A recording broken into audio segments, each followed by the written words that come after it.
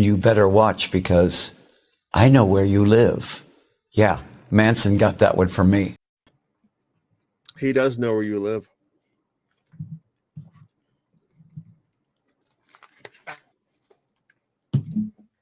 Christian, What's up, man? how are you? I'm good. How are you, dude?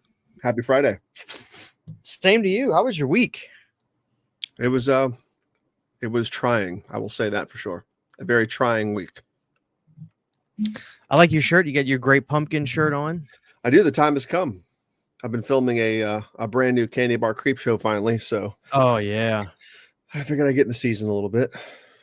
So hell yeah. Well, let's say hello to everybody. Let's go through some super chats we got, and we're gonna have a good old time tonight. Thank you so much, Saturn Video, with a $10 super chat. Let's give him his clip now. He earned it. Let me see. My mouse is acting up. Here we go. George P. Wilbur is well, actually no. Dick Warlock's my favorite Myers, but it's George P. Wilbur. Just P. Wilbur. What I say? Quick, someone from the Butter Realm. Am I coming out through my mic, Brandon? you are. Okay, just double checking. Quick, someone from the Butter Realm inject Chucky's punch into CHH's veins. His spirit bomb is surging with chaos energy, about to explode any second. It must be controlled, or we're all doomed. Another fantastic chapter in the Planet Dirty saga by Saturn Video. Thank you so much, sir. Then we have Movie Misfits, who's been a channel member for 16 months. That's amazing. Let's party. Drop a like on the show. God bless you, brother. I feel like people sleep. And then we got another $5 super chat from Saturn Video. PSA to Brandon, put seed last in your toast. Ooh. I can't make that promise. We give him another clip for that one. Thank you so much, sir. I'm going to go fucking buck wild for Easter this year. We got Horror House Online with the $4.99. Hit the goddamn like button, or I swear to Christ, I'm going to freak the fuck out. That's what I'm talking about. Now my audience, they get it now. They get it now. Thank you so much, Horror House Online. God bless you, my friend. And then we have Mike Anderson, ready for a Planet Chucky for these two suave gents. Hell yeah, Mike. Well, we're happy to serve you. And this is a clip for the collective of both of you two. Dude, this is the best Children of the Corn movie. It looks the most expensive. It looks the most polished. It has really good cinematography. The color grading kicks fucking ass. The score is really good. The main chick in it is really good. It's her first starring role. It's the chick from, what the hell's her name? The chick from, Naomi Watts. She's the starring chick. And there's also Karen Black in it. There's all like the locusts and shit and the kids climbing up from the well. Like, it's a fucking sweet movie. Brandon, any thoughts real quick? You want to kind of talk to the audience about the new, I'll pull it up for everybody to see real quick, the new Halloween buckets from McDonald's? Yeah, I'm extremely, extremely excited. This is the first time in history we've gotten 4 years in a row. I'm pretty sure last year we made history too. I don't think we ever did 3 years in a row of the actual buckets, which is crazy. So now that they're so nostalgic and popular, I think they're going to keep going for as long as they're making money, which is great because we'll buy them every year. I'm a little bit offended and disappointed that we didn't get the bigger buckets or the lids, but I was expecting as much because they're not going to spend the extra cash now when they have access to those smaller buckets and all those McDonald's handles they had made last year in excess, I'm sure. But I'm very excited. I like the designs. They're sort of grungy looking, and the fact that we're getting 5 instead of 4 is awesome. I love the red design, and I'm so glad we're finally getting the cat because the cat was whispered about like 25 years ago, and we never got it. So now that we're getting a cat design, a black cat, it's very cool. I'm very, very stoked. What about you? What say you, Christian, about this year's Boo Buckets? Yeah, I'm right there with you. When me and Sydney saw it, we both were like, cat, we want the cat because it's black. It's like, I don't know that there's ever been a black, McDonald's bucket, right? The only thing I don't like is they're still referring to the witch as the goblin, which is so stupid to me, but McDonald's is going to McDonald. So I think I found it. I wanted to try to upload it for the audience to see because I don't know if the audience has seen this. Check this out, guys. So this is pretty much all the buckets they've got this year. And I'll say hello to everybody in the chat. Yeah, well, the problem with the Burger King one is last year they only did it in fucking Atlanta. That's true, I because mean, I couldn't get it. Are they going to do the same thing? I don't know. I assume that these are going to be more nationwide. Now, Brandon, be honest, the Tim Hortons bucket kind of fucking rocks. Oh, I really want it, but we don't have one of those here anywhere, I don't think. I'm going to look for it, though, because it glows in the dark, too, apparently, that whole bucket. So, Well, Sydney's going to first off, Brandon, I got that Home Depot bucket. It's a 2-gallon bucket. It's not the 5-gallon buckets. It's a 2-gallon bucket. It's about the size. I'm not saying your head is big, don't get me wrong, but it's about the size of your head. Like it's like a 2-gallon bucket, and it's kind of fucking sweet, dude. So we got it and we keep it outside. Chevy has toys that we keep outside, like in the yard that he just tears up and throws around. So we keep all his outside toys in the Halloween Home Depot bucket. Sydney she's going to Michigan. Now, you know, Tim Hortons is obviously a Canadian. That's the Canadian Dunkin' Donuts or Starbucks, basically. But Tim Hortons kind of runs up around the, you know, those bordering states. Mm. And so there is a Tim Hortons in Michigan. nice. And Sydney's going to see if she can get the Timbits bucket. So, but Dude, honestly, give me one and send it. I'll send you the cash for it. Let me know. oh yeah, if I can get you one, it's no problem. I'll get you one. I think Yes. the sleeper bucket this year, is a tie between the Black Cat from McDonald's and probably the Timbits bucket. I think Timbits those are kind of bucket's like really cool. I yeah. love it. But I would tell people if you have a Home Depot, you may laugh about it, but honestly, they're $2.98. So I actually think they're really cool. I could show it to you, but I mean, I think you get the idea. I mean, it's a 2-gallon bucket. I think they're really cool. The Depot buckets are $2.98 for a 2-gallon bucket. So you can't really go wrong with that. I need to buy that. Yeah, man. I mean, like I said, you can't go wrong, and it's cool, man. I love the look. It's all old school, the ghost designs and everything. So I love it. Let's see. Let's talk to the chat real quick, and then we're gonna get drinking our drinks. And we're gonna have fun. We're gonna do Brandon's Child's Play ranking, and then who knows what happens after that. I believe we have another super chat. We have Jeff. Down is up. Thank you so much for a $10 super chat. Let me give you your clip. $10. You get a nice clip for $10. Here we go. Let me give you the classic. It's always been Creepshow 2. One that we have is great value, so it's a Creepshow 2 also, to me, just feels like that perfect 80s time capsule. You know what I mean? Like with the Firebird and the second sequence and all that stuff. The one that we have is great value, so it's a Walmart brand. It'll flip your lunch tray. Classic. I'm too fat to do that on that couch now, man. I'll break it. I won't break that couch if I do that now. 38 sure. days, 18 hours, 59 minutes, and 54 seconds till Halloween. Hope everyone has a great weekend. Thank you so much, Jeff. Down is up. I appreciate that, man. Now, let me say hello, everybody. We got After Hours Video, Jigsaw Rules, of course, Saturn Video, Anakin's Anger Management Therapist, Freddie K, PB Dangler, Darkroom Reviews, Iron Wolf, Betsy 41, Jonathan Davis, The Masked Assassin, Darkroom Reviews, Freddie K, Blu-ray Addict, Zach of the Dead, Bobby. Now we're talking. Antonis, Adrian. Good to see everybody. Anthony the Third. Good to see everybody. Jackson Stewart. Dex. God bless everybody. I'm glad everybody's here. Brandon, you got your drink ready, or I do. What do you think? Fanta Chucky Punch. Let me Yes. show you. Oh, you got the can. So let me show you. I got some variety tonight, Brandon. I did have the bottle like a week ago. The Five Below next to Isabella's dance class has the bottle. So I did already have it in the bottle, but I'm assuming the can's going to taste better because I think soda in a can typically tastes better, except for like root beers and stuff. But that's just me. Let me show you some variety I got for tonight. First off, check this out. How bad do you think this is going to be? I'm not saying I'm drinking this tonight, but if the audience wants it, this is a Michael Myers Halloween 2 cherry energy drink. Oh God, don't drink that. Looks nasty, right? Don't drink it. It's formaldehyde for sure. The underrated Michael Myers pineapple, or pineapple soda. Everybody knows is dynamite. Fanta pineapple is really good. Of course, I'm going to be drinking my Chucky's Punch, which I hope everybody joins us with that and drinks their Chucky's Punch. I've got mine right here. But Check this out, Brandon. So obviously, I'm still looking for the Jason drinks, and I looks like I'm gonna have to wait for Sydney when she goes to Michigan to try to get me some there because they're just not coming to Louisiana. I guess they're just not. I haven't seen them here anywhere. Yeah, but Nowhere. Not Walmart's nowhere.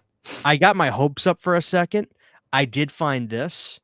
I found a Tall Boy Angry Orchard. Mm. I thought it was going to be the Jason one, but it's just a Tall Boy. Yeah. So I just got it anyway because I've never seen a Tall Boy. So maybe I'll drink that after my Chucky. Nice. But anyway, let's get these cracked open and cheers. You have had have you had a Chucky yet? I had it last week at Isabella's dance class in the bottle. This is the first time I'm having it out of the can. And I like Fanta Punch Soda. Obviously, it's just Fanta Punch Soda. And I forgot how good it was. You know what I mean? Obviously, it's repackaged as this, but you really can't go wrong. Like it's amazing to me how much people sleep on Fanta, including me. But like after trying them all again, you forget how good orange Fanta is, pineapple Fanta, grape Fanta, strawberry Fanta. It kicks fucking ass. I just never think to really buy it. You know what I mean? Well, also when you don't have it for a while, I'm sure you get burned out on it if you drink it regularly. Yeah. My only question is this, dude. Like, this is called Chucky's Punch, what they relabeled the punch soda, right? Why didn't they call the pineapple Michael Myers' pineapple or Freddy Fazbear's orange? Why do they only specify Chucky's Punch? It's weird.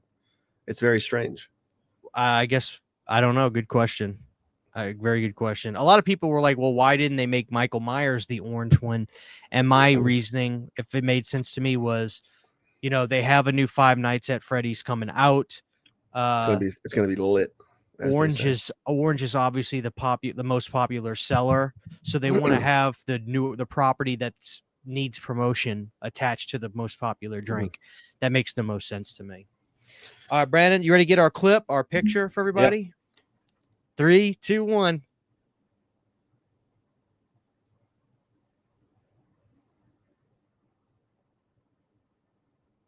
All right, brother. Let's cheers. I'm ready to drink this thing. Okay. I'm about to get a good sip of this, dude. So, did you buy a 12-pack? I did, yeah. Yeah, I was just gonna buy a single bottle again from Five Below, and I was like, let's just get the 12-pack. I like the bottles. The bottles are good. For some reason, I think most soda tastes better out of a freezing cold can, except for like bottled root beer or Mexican Coke or Mexican Sprite.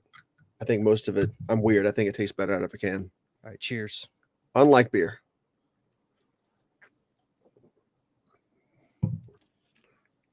Yeah, man. That's so good. Dude, so I got to tell you this. Go ahead. I'll tell you this afterwards. Yeah. So I was talking to my band about these, and they were like, "Christian, have you tried that Chucky drink?" Mm-hmm. I was like, "Oh, I fucking love it. It's like Hawaiian Punch soda." And then I go to practice the next week, and then my singer was like, "Dude, I tried that Chucky drink," and I was like, "What you think?" He goes, "It tastes like soda that's like Hawaiian Punch," and it's like him saying it as a negative. It's so funny because I'm like, it's like Hawaiian Punch soda. And here he is going, it's like if Hawaiian Punch was a soda. It's so funny how we use the exact same words to describe it. Yeah. Yet one loves it because of that, and the other one hates it because of that. I'm a bottle guy, though. I see people in the chat talking about they like the cans. I like the bottles. Got to get yourself some warm Hawaiian Punch like in Nothing But Trouble. Got to. Out of a can. Yeah. I mean, there's a big facet of people who don't like Hawaiian Punch at all. And I could see that because sometimes it's really gross. Like you drink it, it's sort of like eating eggs, where sometimes you're really aware of the flavor of eggs. And you're like, this is fucking gross. And sometimes with Hawaiian Punch, you're like, this is really nasty. It leaves like a filmy texture in your mouth. You know what I mean? Hawaiian Punch. Oh, yeah. It's not always a good thing. No. But dude, I've been watching, like last year for spooky season, I failed at watching movies. I was so busy on YouTube, so I sort of didn't enjoy watching films as much as I usually like to. This month, I made it a point to really start watching movies every other day. I'm on like movie 8 or 9. That's besides the point. So I wanted to ensure that I saw the new I Know What You Did Last Summer and also Weapons, because they're out on streaming now. I'm so excited. I'm going to add them to the list. Obviously, they're only streaming for like a pay-per-view way right now. And I got so pissed off because I don't know if you've seen this, but on Amazon to rent I Know What You Did, it's $10. To rent Weapons, it's $20 fucking to rent it for like 24 hours. $20 crazy? to rent weapons, dude. And it's nowhere else. It's And not then on. you Yeah, dude, it pisses me off. It's and then ridiculous, dude. yeah, and then you wonder why people just say fuck it and break and jailbreak their fire Exactly. escapes. Who the fuck is going to rent that for $20, dude? Are you kidding me?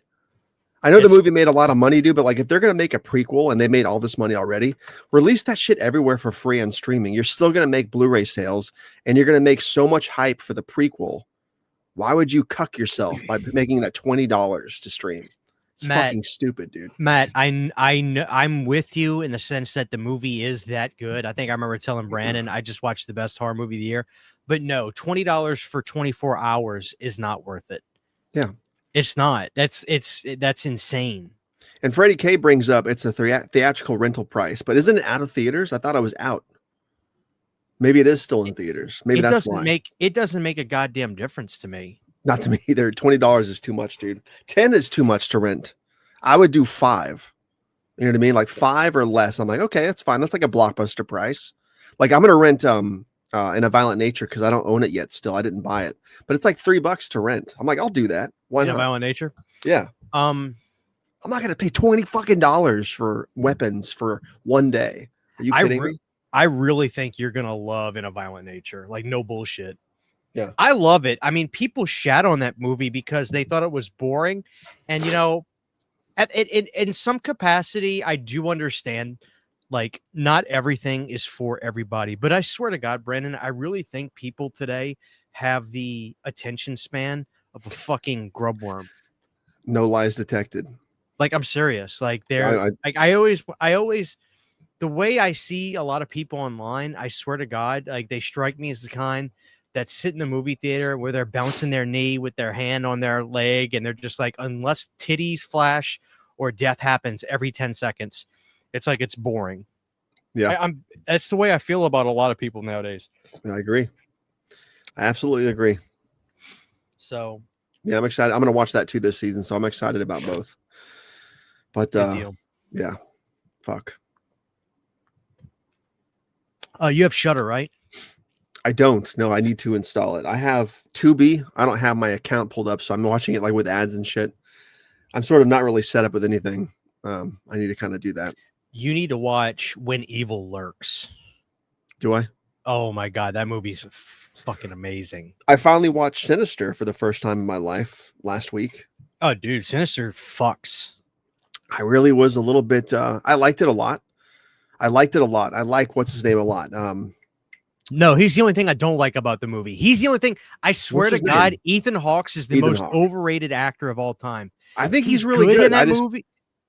You know what he does think that pisses me off, Brandon? He pisses me off so much because he does this stupid ass thing in that movie where he screams and he gets really quiet in the same argument, and he's like that annoys the piss out of me. Either scream or shut the fuck up. That's why you didn't like Black Phone. Black Phone is fine, but here's the thing. Now you're gonna get me pissed off.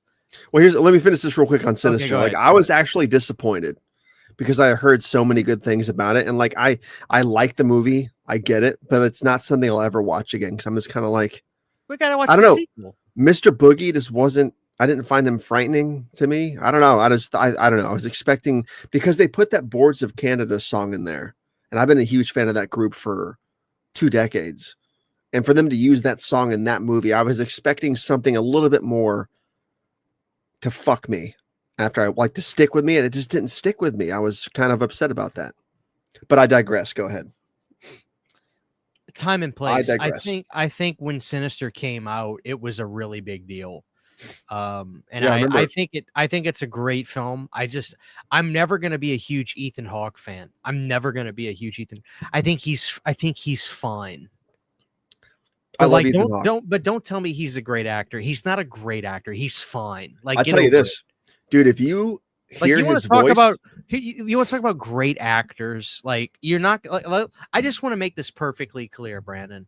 If you're going to tell me about great actors, Ethan Hawke's not coming out of your name. Good actor, sure, but don't tell me he's great. He's not great. He's good. But don't you agree that if you were to turn your head and just listen to his voice, him and Tom Cruise sound exactly the same? They're in the same octave range for sure. It's fucking. I swear to God, they have the same voice. They could be brothers in a movie or in real life. It's really weird, dude. You know who's the most overrated actor of all time? Let me guess. The most overrated actor of all time. What decade was his most popular films? I'd say 2000s and 2010s. Started in the 90s. Are you gonna say Ben Stiller? No, Ben Stiller's hilarious. You were gonna say Ben Stiller, weren't you? No, I just fucked it up. What were you gonna say? Mark Wahlberg, most overrated actor of all time.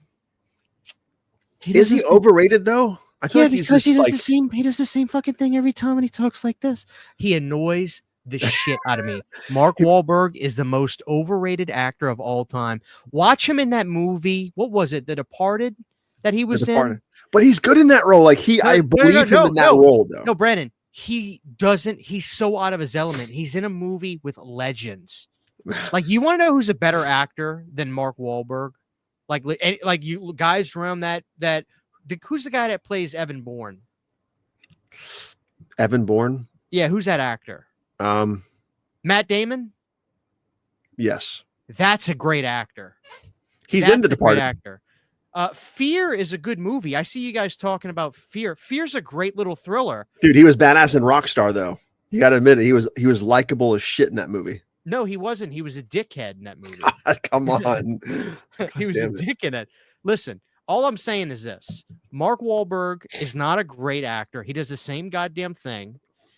Matt Damon is a great actor. I know you agree with me on that. Matt Damon is a real actor's actor. He is, but he annoys the shit out of me, dude. I don't know why. He does. He does. Me off. I tell you what, though, I can't believe, like, I didn't find this out until last year. I can't believe that the underwear guy who shoots Bruce Willis in Sixth Sense was Donnie Wahlberg. I had no idea that was him until last year. That blows my fucking mind. He's a good actor. He's a real good actor. Except Saw 2. I've had a bunch of people mental wealth for everyone. I wish I had mental wealth. Dude, I have heard everybody say that those special features are like 10 minutes long and it's the same shit. I am so bummed out. For the Steelbooks? Yeah. I know. And then I don't know. I know 5 is uncut, thank God. I haven't had nobody's told me how 5 looks yet. I've been waiting for somebody. Have you, this guy right here, mental wealth for everyone, have you seen it? Please tell me you've watched 5. How good does it look? I'm ready to see it. Please tell me. I need somebody to tell me how. I've heard people say 2 looks. People have hit me up and said, Christian, 2 looks fucking amazing. But nobody's watched 5 and told me how it's looked. I guess anybody gotten it and watched 5. Please let me know. I'm dying to know. They didn't do AI upscaling or anything, right? No. Good, I really doubt that. Everybody's saying that Jesus Christ is Jason Bourne. I haven't seen any of the Jason Bourne movies, so I have no idea. I saw them when they came out, like Bourne Identity, The Bourne Supremacy. Like I saw all that shit when it was coming out. So anyway, excuse me. Oh, Jesus Christ. All right, Brandon. Are you ready? I'm always ready.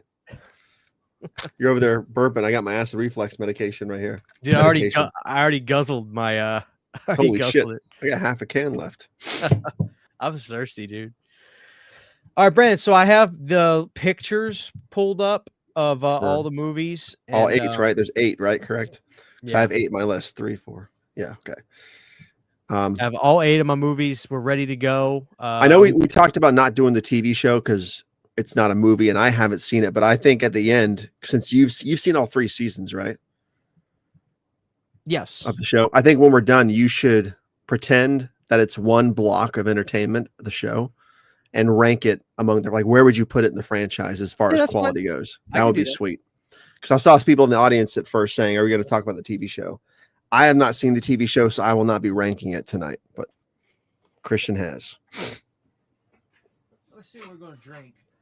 I don't think this list is going to piss people off either. Like, I said that about Halloween and it pissed everybody off or whatever that was. Was it Halloween?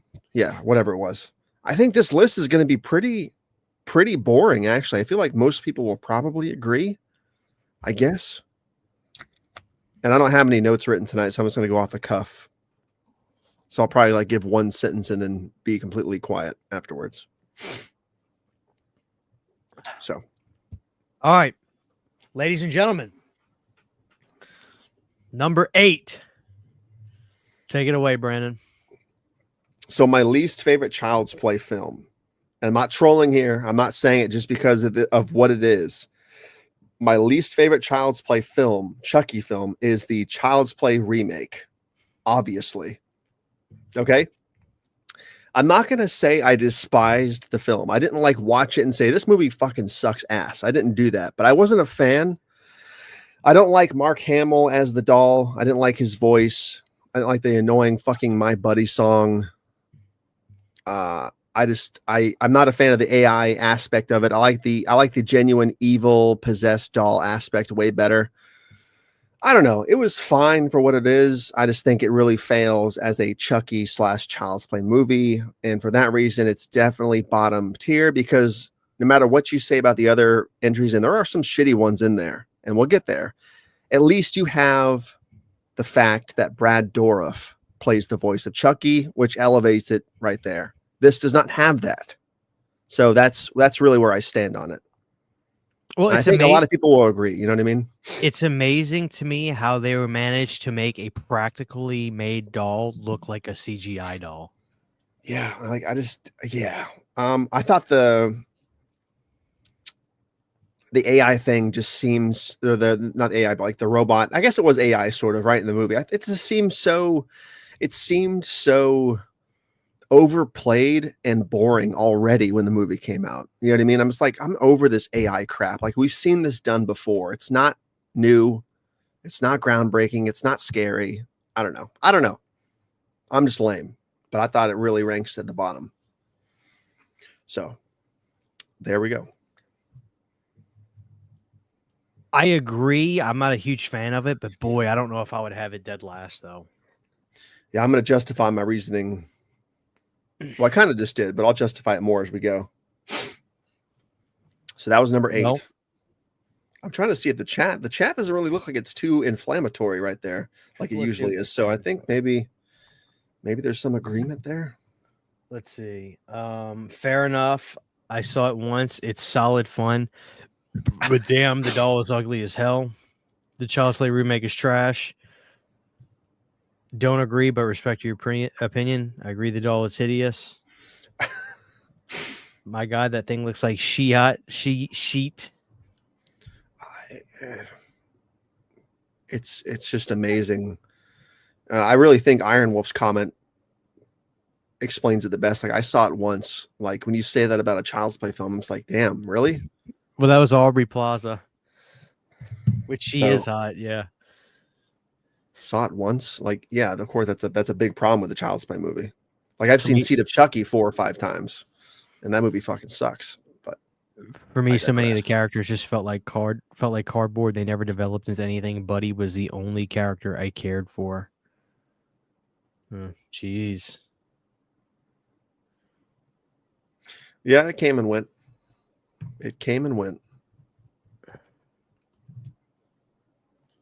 Well, Brandon, I think the audience, for the most part, they're not hating on your last pick. Yeah. They may not have put it dead last, but it's probably close to the bottom of everybody's list. So, yeah, I'm feeling I'm not going to get flamed. So. That's fine. It'd be nice if you don't get flamed. Let's see. Where are you going next? What is number 7? Number 7 is going to be, and this is not going to surprise anybody, it's Seed of Chucky. I think you like Bride this of Chucky. movie. I don't like this movie. After Bride of Chucky, which I loved, waited 4 or 5 years for this movie to come out. I get the joke of it and the comedy and where they were going with it and what they were saying and all that crap. I understand. I get it. But I did not enjoy the movie. I think Glenn is and Glenda are incredibly annoying, like nails on a chalkboard. I don't like the setting. I'm not a fan of most of the characters. Jennifer Tilly as herself, I find incredibly annoying. Yeah, but John Waters is in it. John Waters is the saving grace of the film. I fucking love that guy. It was so random to see him in this movie, even back in 2004. I was like, dude, what the hell? I didn't like the puppet effects. I thought Chucky and Tiffany looked incredibly weird. And I just didn't like it, dude. Like it was one of those movies where it goes from the horror comedy out. It's sort of like I can see it's a sort of, and this is an extreme comparison, but you have Return of the Living Dead 1, which is horror comedy, which is mostly horror with comedy thrown in. And then you go to part 2, which I love, but it threw off a lot of people because it was mostly comedy with a little bit of horror. I think this did the same thing compared to Bride of Chucky, but it turned that up to a very, very extreme dial. I know it's a very clunky way of saying that, but I just thought it was way too cartoony, way too over the top, way too comic book. I get it. I understand that I'm old and folded and not cool, but I just was not a fan at 17 years old when I saw this in theaters. Not a fan now, but I will take it any day over the remake because, again, Brad Dourif and Jennifer Tilly are at least in the fucking movie. So there's still the lineage. It still feels right. It's sort of like when you see Doug Bradley as Pinhead. You know what I mean? It still feels right to a certain extent. And I can't really quantify my feelings in the movie. Besides that, I just, it really is bottom tier. It would be dead last if the remake didn't exist. I know there's a huge cult fan base of this movie for whatever fucking reason. Like, I'll never understand that. Like I understand the cult following for Nightmare 2, Halloween 5, Halloween 6. I don't understand the cult following for this fucking movie at all. Never will, but the more power to you guys. I get love it. I don't get it. But Brennan, cult movies are movies that have a fan base that are just off the wall, wacky films. Like, how do you get more off the wall and wacky than Seed of Chucky? I think if John Waters had made the movie himself, the movie would have been way better. That's what I think. This movie almost feels like somebody trying to do a John Waters movie and failing at it. So they put him in the movie to sort of justify the failure. That's what it feels like. It's one of those interesting things where it's like I don't know if Universal felt like they owed Mancini a favor or they were just like, let's just let him make his movie. You know, he's been around since the beginning, you know, with writing Blood Dolls, whatever his original pitch was that, you know, Tom Holland came in, read that script and said, oh, we got to fix this. Like he changed so much shit about Don's script and turning into the movie that we know. I don't know. This feels like one of those movies where the cult following it has are mostly people who just say they love it because it's been cool to say they love it now all of a sudden. That's what it Is that what you like think? I think really so. Think that? For a lot of people. Not everybody. Like, it's genuine, I'm sure. You think they like it for the irony of it? I think they like it because it's the weird movie and it's hip to like. When's the last time you watched it? 5 years ago, 6 years ago. I think it's kind of funny. I mean, it's kind of funny, but it's fucking, dude, no.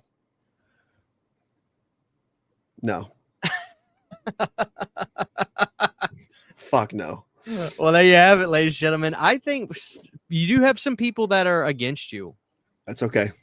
It's okay to be wrong sometimes. The people that like this movie, the same people that like Saint Anger. Yes. God damn it. That is Anger. perfect. That's perfect, dude. But see, I'm okay with Seed of Chucky. It's low on my ranking, but I don't like Saint Anger at all. I hate Saint Anger.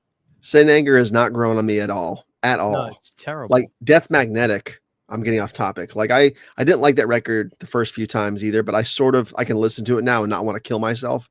Saint Anger makes me want to drive nails into my skull. I cannot stand that fucking record. It makes me want to drive nails into my balls. There you go. Oh. I hear you. Saint Anger. Dude, of course someone would bring that up. That's the most perfect fucking analogy I've ever heard. The same people that like Saint Anger. Dude, even what's so funny about the Saint Anger is even the lyrics are absolute trash. Dude, that whole album is trash. Just imagine you flush it out. You flush it out. Dude, my uncle is a huge Metallica head. He loves that band, or at least he did. And like I remember listening to the CD when he first got it at his house on his huge sound system. And I remember even there, I think I was like, what year was that? 07? 06? 05? Earlier? 08. Okay, so I was 21. So that checks out.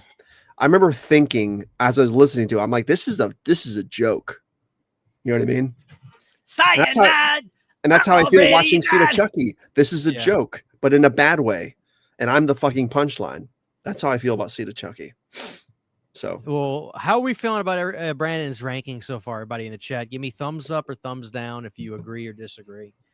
Let me know, and then we'll move the party along. Saint Anger is rough. That's the best comment. It is rough. Just imagine singing, "You flush it out, you flush it." Dude, fuck What do me. you do What with is your that? What do you do with your Saint Anger CDs? You flush it out. Dude, I feel like he threw it away. Honestly, I feel like he doesn't have that CD anymore. To be honest. Oh, I'll never forget. God is my witness. My uncle Mark came over. My family used to go to Tuesday dinner at my grandma's, and on Thursdays they would come to my house. So my grandparents and my mom's side and her brother, my uncle, they would come over to our house. Well, it was a Thursday. My uncle went to Kmart and got Saint Anger and listened to it, and I just watched the color run out of his face. And I just remember he was like, "God damn it." He hated it. I think he threw it away at our house. Yeah, it was atrocious. So Absolutely atrocious. It makes Load and Reload look good. That album does. So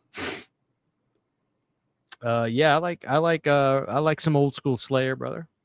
All right, Brandon. So you got people that are agreeing with your list still. You've got some fans in the chat, surprisingly. You got Crazy Ferret agreeing with you.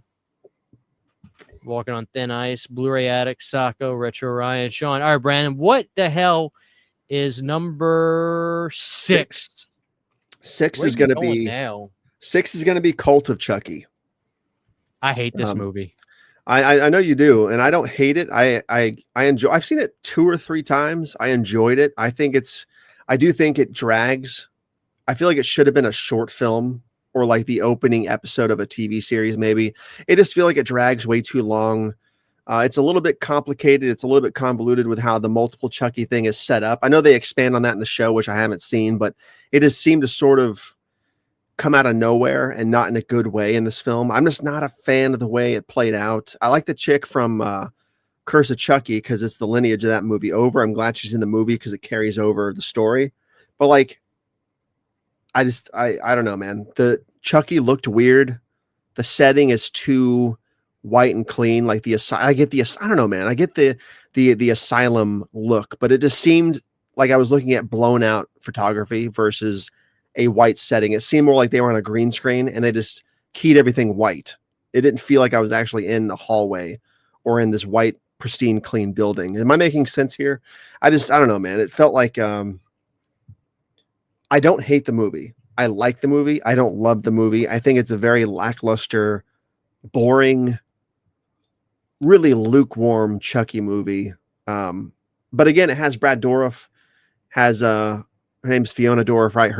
His daughter, and Jennifer Tilly's cameo is funny, but it's just I don't know. I'm pretty lukewarm on it, but I think it's way better than Seed of Chucky, and obviously way better than the remake. So I'll put it right there at 6. But it is definitely more bottom of the barrel than anything higher. I know I sort of rambled on that, but what say you about Cult of Chucky? I got to push back a little bit because this movie commits a cardinal sin that Seed of Chucky does not even remotely do. Seed of Chucky obviously takes some wild stylistic liberties, to say the least, but this movie takes the lineage and takes the mythology and just destroys it completely, obliterates it to where it ruins every movie before it. All the way, completely ruins it. Expand. So if Chucky has the ability to multiply himself into different, well, the ending of part 2 is stupid now. Yeah, because completely stupid. This movie ruins everything. I hate this film. Yeah, because he would have known how to do that in part 2. Because it's not like he was practicing Damballa afterwards and learned it later, right? Yeah.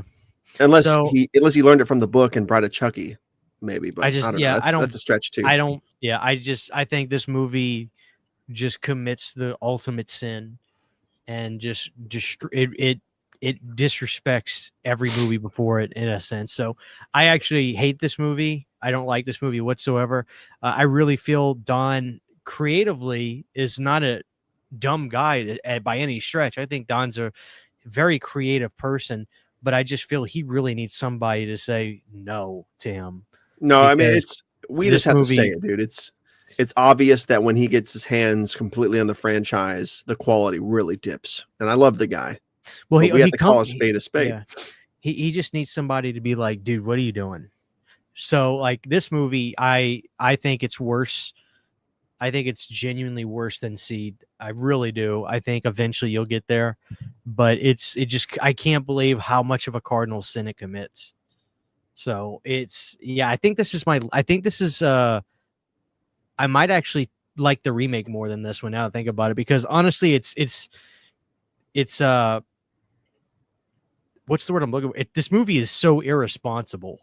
That's the word I'm looking for. This movie is so completely irresponsible. I'm not a fan of the multiple doll things at all. I know it's a big part of the show, right? It's kind of embarrassing dumb to do. Yeah, I to just be don't honest like with that you. stuff. I don't like that crap. It's embarrassing that he did that. It was just like, how could you destroy every movie before this? So I think I'd put Cold Dead last for me, to be honest with you. Gotcha. So The I chat think still you seems pretty docile. the chat seems to dislike Cult as well. So they're glad to see it go. I can tell you that. Yeah, I know that's true. I think he wanted to do that in 3, and they were like, "Kid, shut up." like, I'm serious. Like, I know that he had talked about that in interviews. So, yes, I have. I've seen all of it. I've watched all of it. He's going to rank it at the end. I'm gonna rank it in I'm gonna put it somewhere in Brandon's ranking or I'll kind of do a ranking at the end. Okay. So, all right. So that was your number 6. Mhm. Refresh everybody if they're just getting here on what you're ranking. Okay, this. right. Gotcha. So Dead Last is the remake. 7th is Seed of Chucky. 6th is Cult of Chucky. And here we are at number 5. There you go. So number 5 is probably going to be Curse of Chucky. Whoa. Absolutely. Curse of Chucky. That's a good movie though. Oh, I absolutely love this movie. The list from here on out is wins. Absolute wins for me. This movie came out of play film. It came out of nowhere.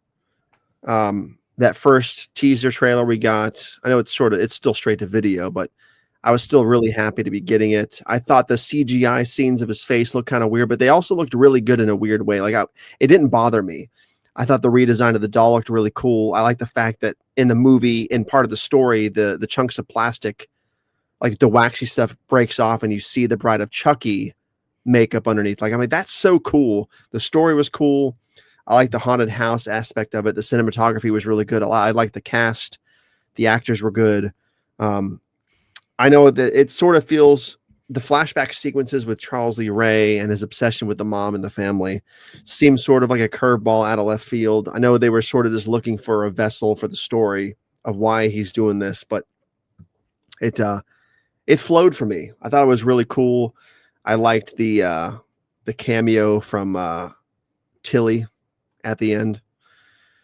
And because this is the movie at the end where she's in the airport, correct? She's mailing the box. I think she's mailing it to Andy Barclay at the end of this movie. Yeah, and it's the beginning of the next movie. To be honest with you, I almost wish John would have just like chilled the fuck out with even that. Like, just like, dude, just come back and baby steps. But Yeah. like already he's got like, the vibe and feel of what 2 movies down would feel like from this at the end of the first. It's like he can't calm down. Well, this he's got movie to jump the gun on everything. He does. I agree. And you said that the cult sort of commits the cardinal sin. I think this movie really starts that because this is still in lineage in canon with Seed.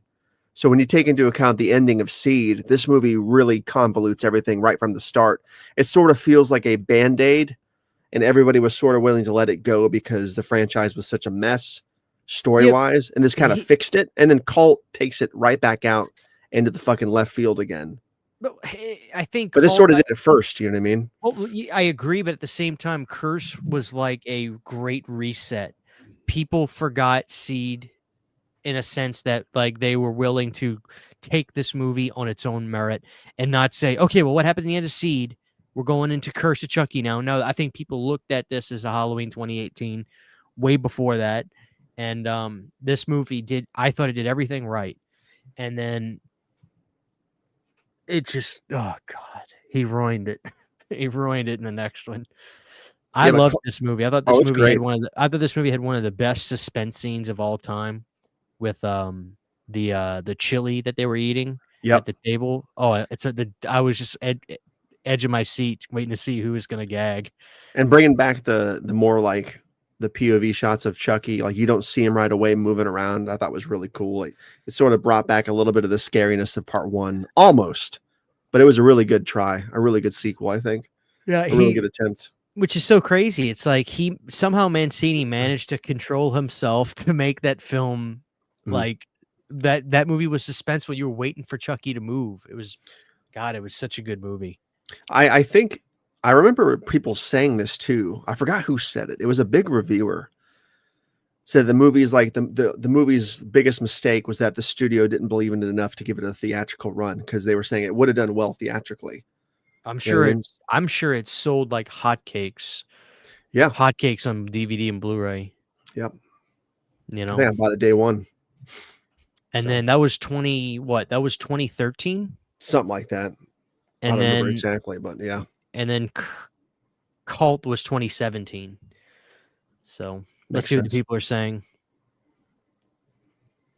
At first, I didn't like how Chucky looked in Curse, but it grew on me. Yeah, it's a little bit of a weird redesign, but I think I really bought into it right away. He seemed he had more of an innocent Cabbage Patch face in this movie than other movies, I think.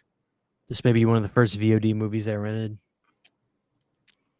Curse is the third best movie. The atmosphere is amazing. It was a good return. Pretentious turtleneck guy gives you a thumbs up. I remember, and this is going to sound so stupid to those of you who didn't grow up with this movie, but do you remember a movie called She Devil with Roseanne?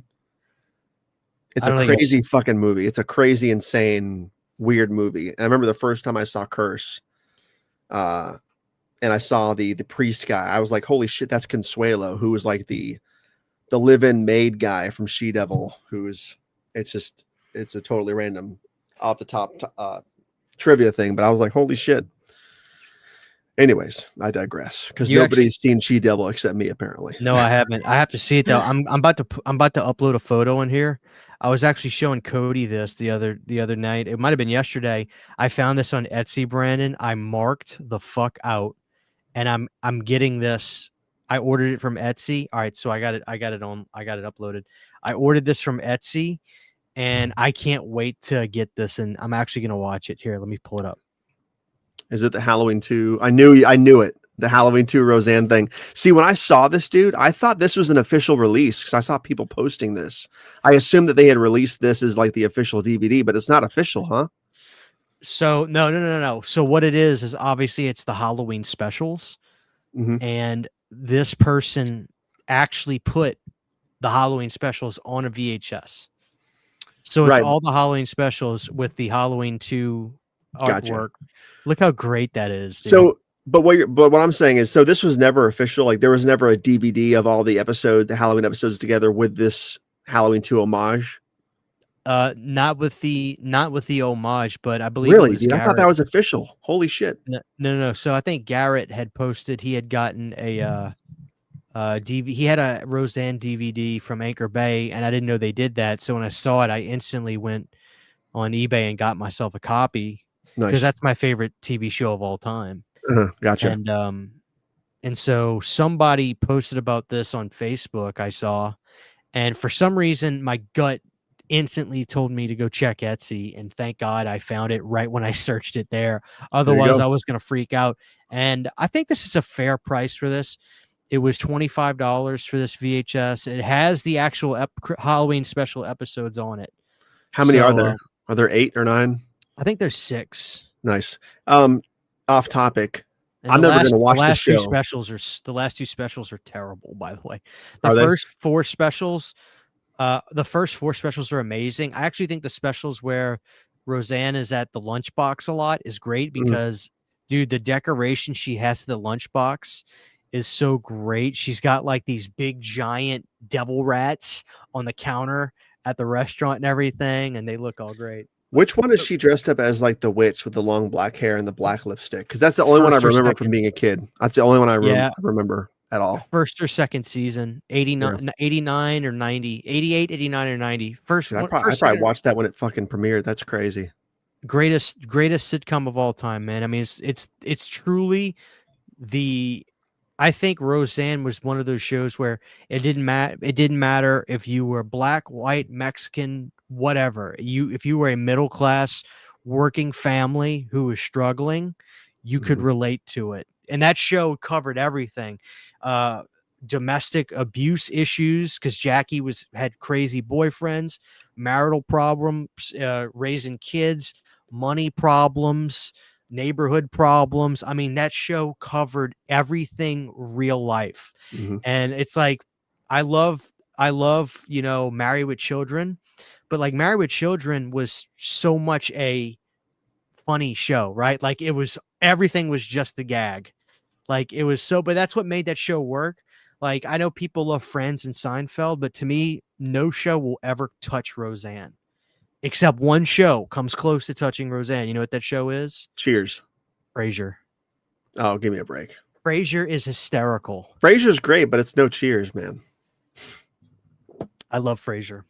Anyway, let's get back on track. The audience, they might get mad at me.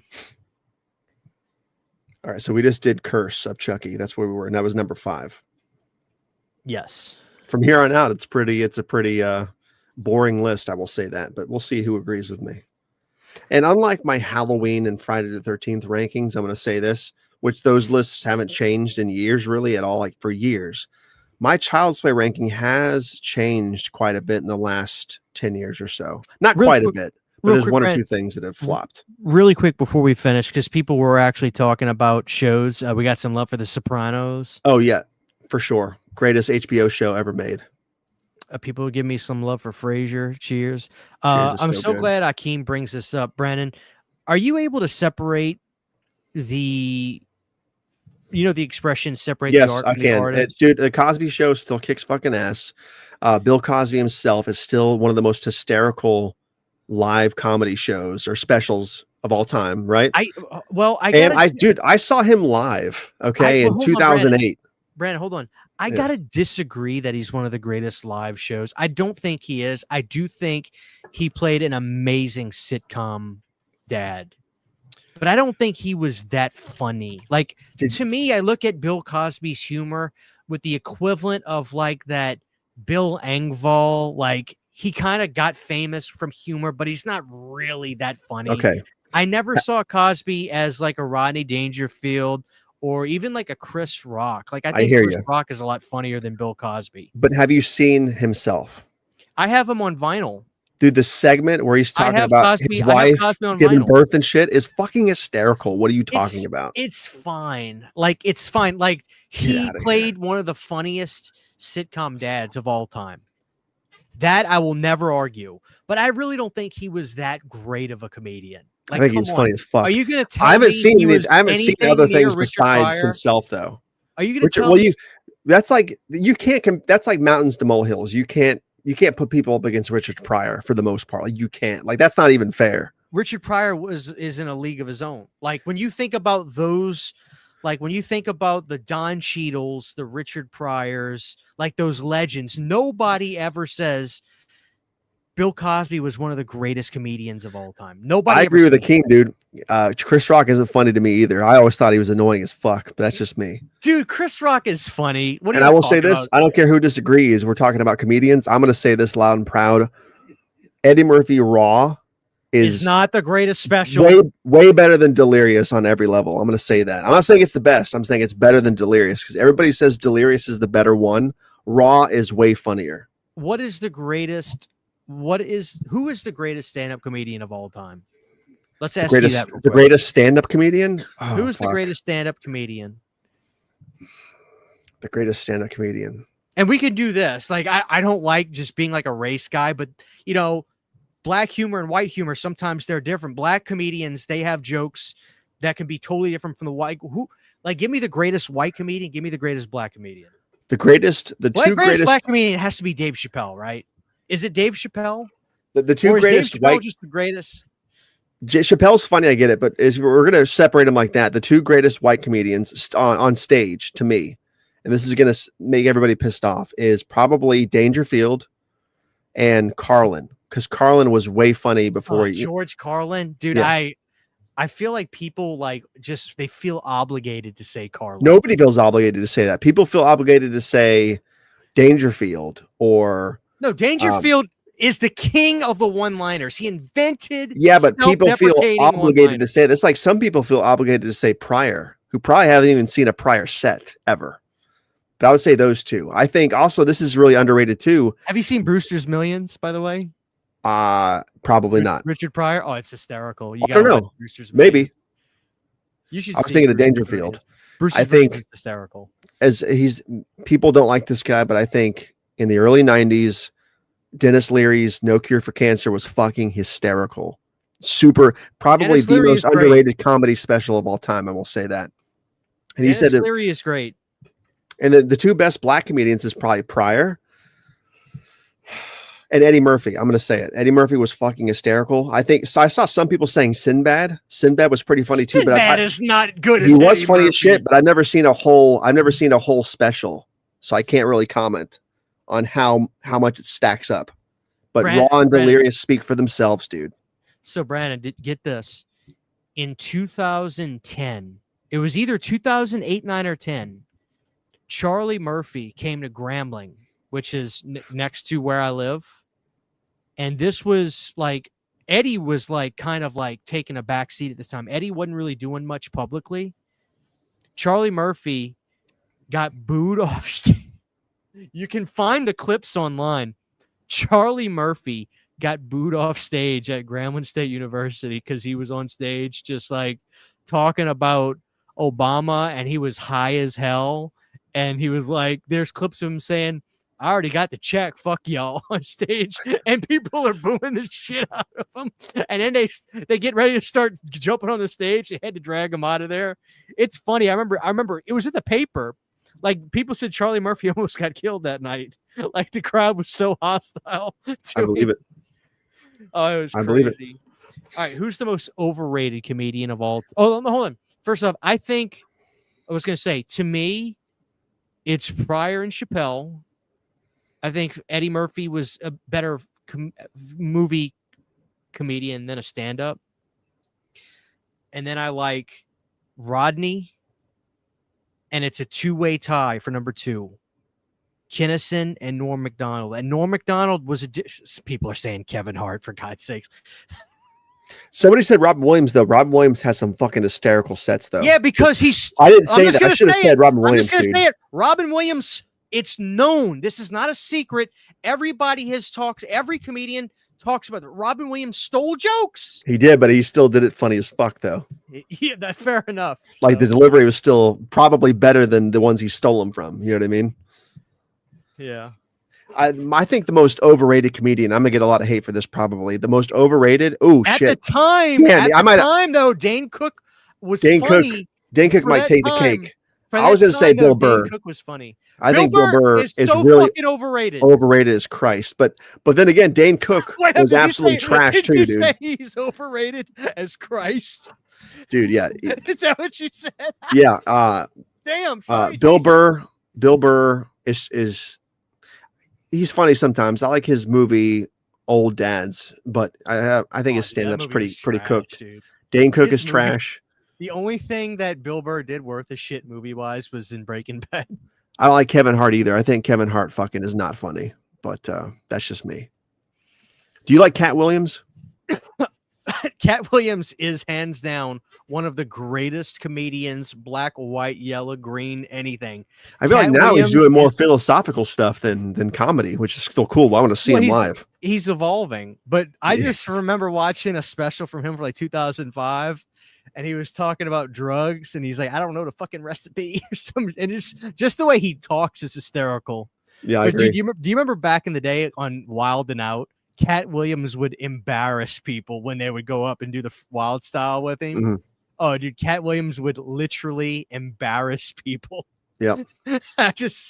Dude, Cat Williams he was actually, when I was in Biloxi seeing Alice Cooper and Joe Rogan is not funny. Anybody that says Joe Rogan is a funny comedian is hands down. He's terrible. I watched Burn it's the not Boats. funny. I watched Burn the Boats earlier this year or last year, whenever it came out. I think it was probably one of the worst specials I've ever seen in my entire life. Hold on, I got to throw something at Shanna because she said Jeff Dunham. So there you go. Jeff Dunham. Oh God, that's such Wait, a are you saying redneck you like answer. him or he's overrated? Oh, she likes him. Get out of here. Oh God. I kicked her out of the room. She's gone. All right, Brandon. So let's get back on track. Andy Kaufman is a brilliant mind. Dude, Cat Williams on Club Shay Shay was the greatest thing I've ever seen in my entire life. What? Cat Williams on Club Oh, Shay yeah. Shay, dude, all he did was drop nukes on the industry. And most of them turned out to be right, it looks like. So I wouldn't call this guy a Rogan sphere comedian, but one of my favorite comedians today is hands down Tim Dillon. I think Tim Dillon is legitimately hysterical. I'm a huge Tim Dillon fan. I like Tim Dillon's podcast. Tim Dillon's That's about it. podcast is funny. Did you watch his special, A Real Hero, on Netflix? I was No. belly laughing. Me and Sydney doesn't laugh at shit. I said, just listen to this guy, Tim Dillon. This guy, Tim Dillon, is fucking hysterical. His delivery is funny. And so we watched A Real Hero, and he talked about moving to Austin, Texas. And he was just like, I don't know how you people operate down here. I'm going to butcher this joke. But he's like, the way you people even order food is crazy. I went to a barbecue joint, and this woman was like, how many pounds of pulled pork do you want, honey? He's like, I don't know, 4. He's like, so then I'm carrying my lunch out in a goddamn ice chest. Dude, his special is funny because he talks a lot about fast foods, like stuff, relatable middle-class fat boy stuff. Tim Dillon is fucking hysterical, dude. I love Tim Dillon. Anyway, let's get back on track. Gotcha. Also, Brandon, have you ever noticed on the Legion of Skanks podcast, Louis J. Gomez is constantly wearing a Faces of Death t-shirt. Mhm. Like he wears it all the time. Yep. Like I wonder if that's like a thing because he just likes the shirt, or if Louis J. Gomez loves Faces of Death. He's always wearing a face. Like, dude, like once every third podcast, Louis J. Gomez has on a Faces of Death t-shirt. It's so funny to me. All right, here we go. All right, Brandon, what is number 4? Number 4 is Bride of Chucky. There you have it. Fantastic sequel. Sort of out of left field.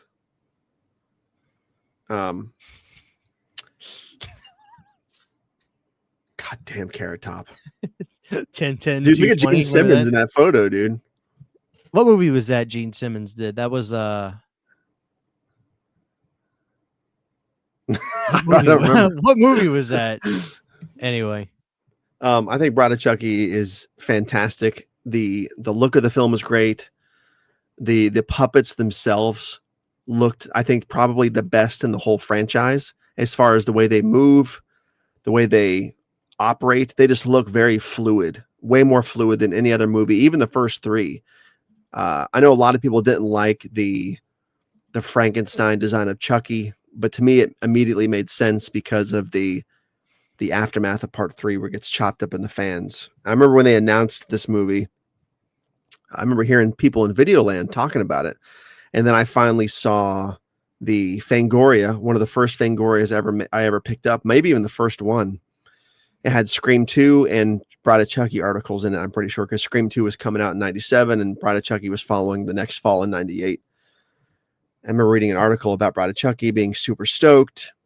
being super excited that it was going to follow part 3, and just being completely like side blinded by it, because it had been a few years since part 3 at that point, and I was super familiar with the franchise. I actually got to see part 3 in theaters when I was 5 or 6, and I was just super stoked, dude. And it came out and it blew my mind. I think the soundtrack kicks fucking ass, both the score and the contemporary soundtrack. The story's great. The characters are great. It has a very, it feels like it really captured the late 90s zeitgeist. It has a very poppy feel, obviously, because the guy who did it is the same guy who did Freddy versus Jason, right? It just has a very of the time feel, but it doesn't feel dated. John Ritter in the film was awesome. I think the only thing I don't like about it is, I think you mentioned stuff about what's his face, Mancini sort of destroying the continuity of the franchise and Cult of Chucky. I think it sort of started happening here, and it still bugs me to this day that suddenly out of nowhere they needed the amulet to transfer their souls, where that had never been a problem before. And Chucky would have realized that because he was trying to transfer his souls into bodies for the first 3 films, but suddenly now he knows he needs the amulet from his corpse buried in Hackensack, New Jersey. It just seemed a little bit, it was definitely a MacGuffin, so you can forgive it. But at the same time, it sort of bothered me. And I get that I'm rambling, but I can't say enough good things about this movie. I think it's so fun, so funny. It's more horror than funny. It's super stylish. Soundtrack's great. I think the ending with the baby, obviously baby Glenn in the graveyard, was more of a joke punchline. I don't think it was really meant to be expanded on. I know they say it was, but I just sort of like H2O. Oh, it was meant to be a setup for a resurrection. No, it wasn't. You're just saying that.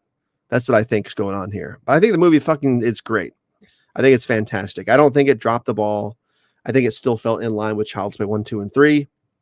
But I really think this is the last perfect Child's Play film out of all the movies, I think. What say you?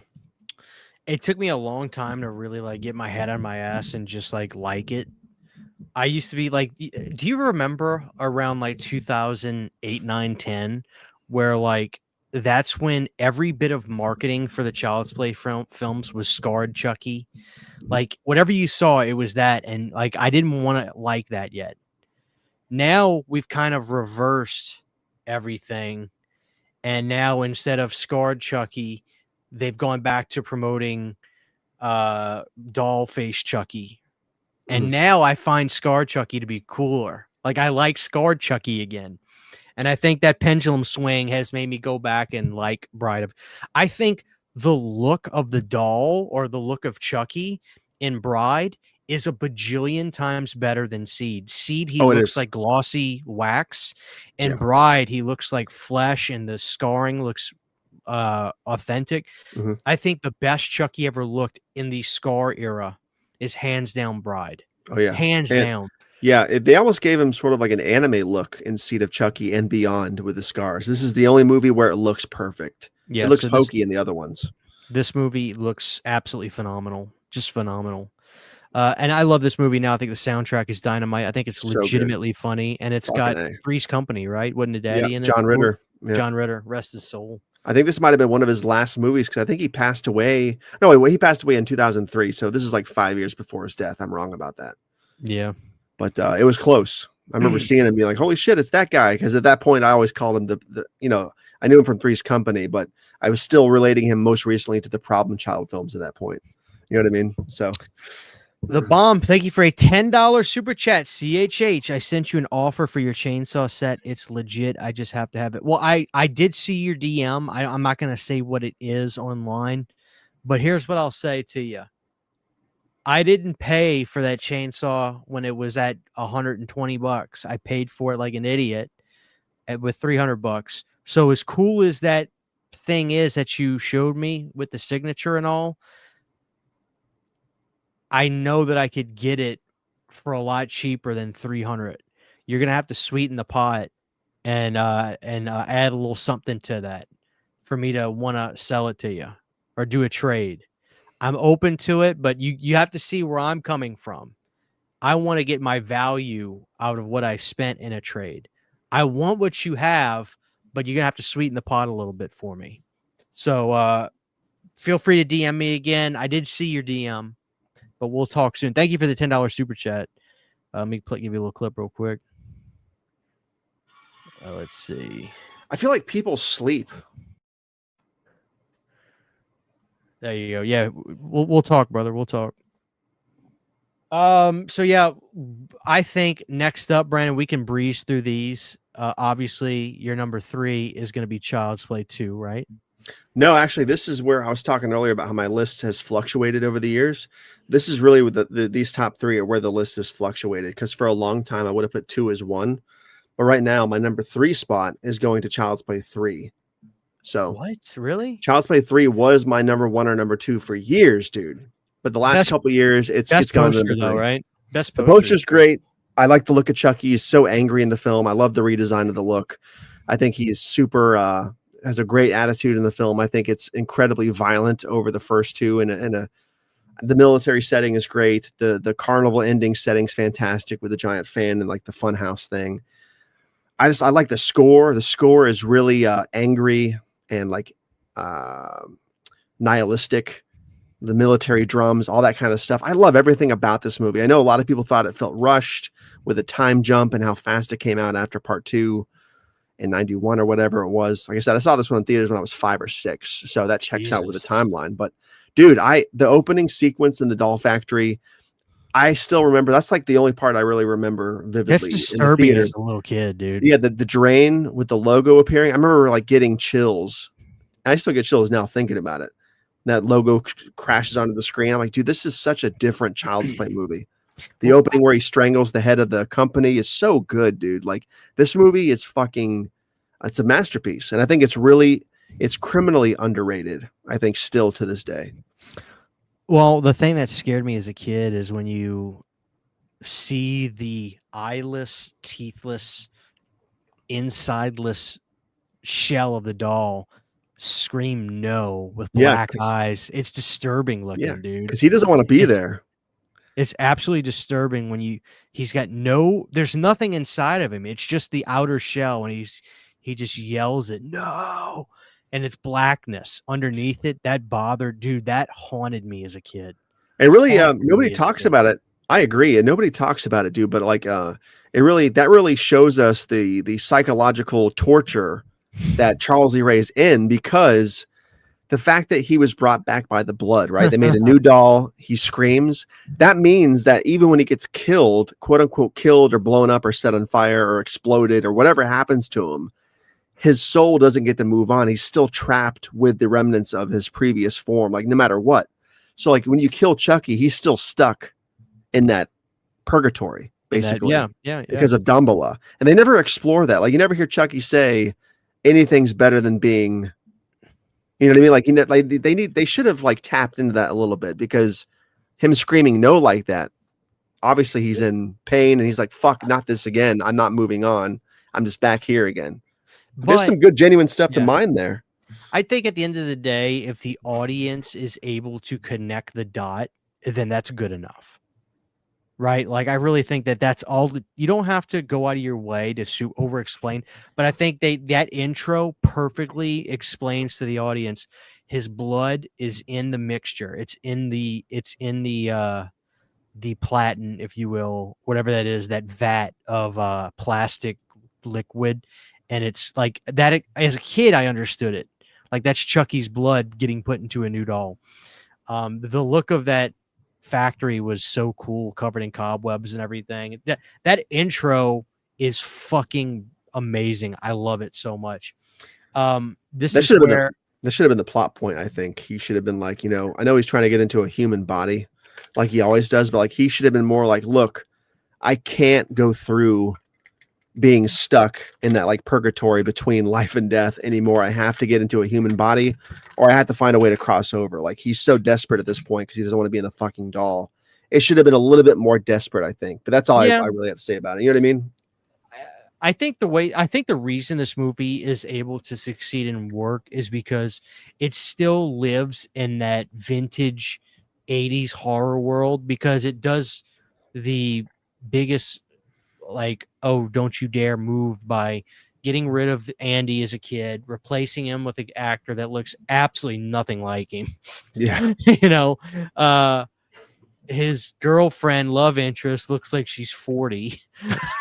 Like, I mean, But Colonel Shelton kicks ass as a villain, though. Look at Anthony Horn. Colonel Shelton, sir. Lieutenant Colonel. That guy was Shelton. fucking awesome. I was pissed when he got killed.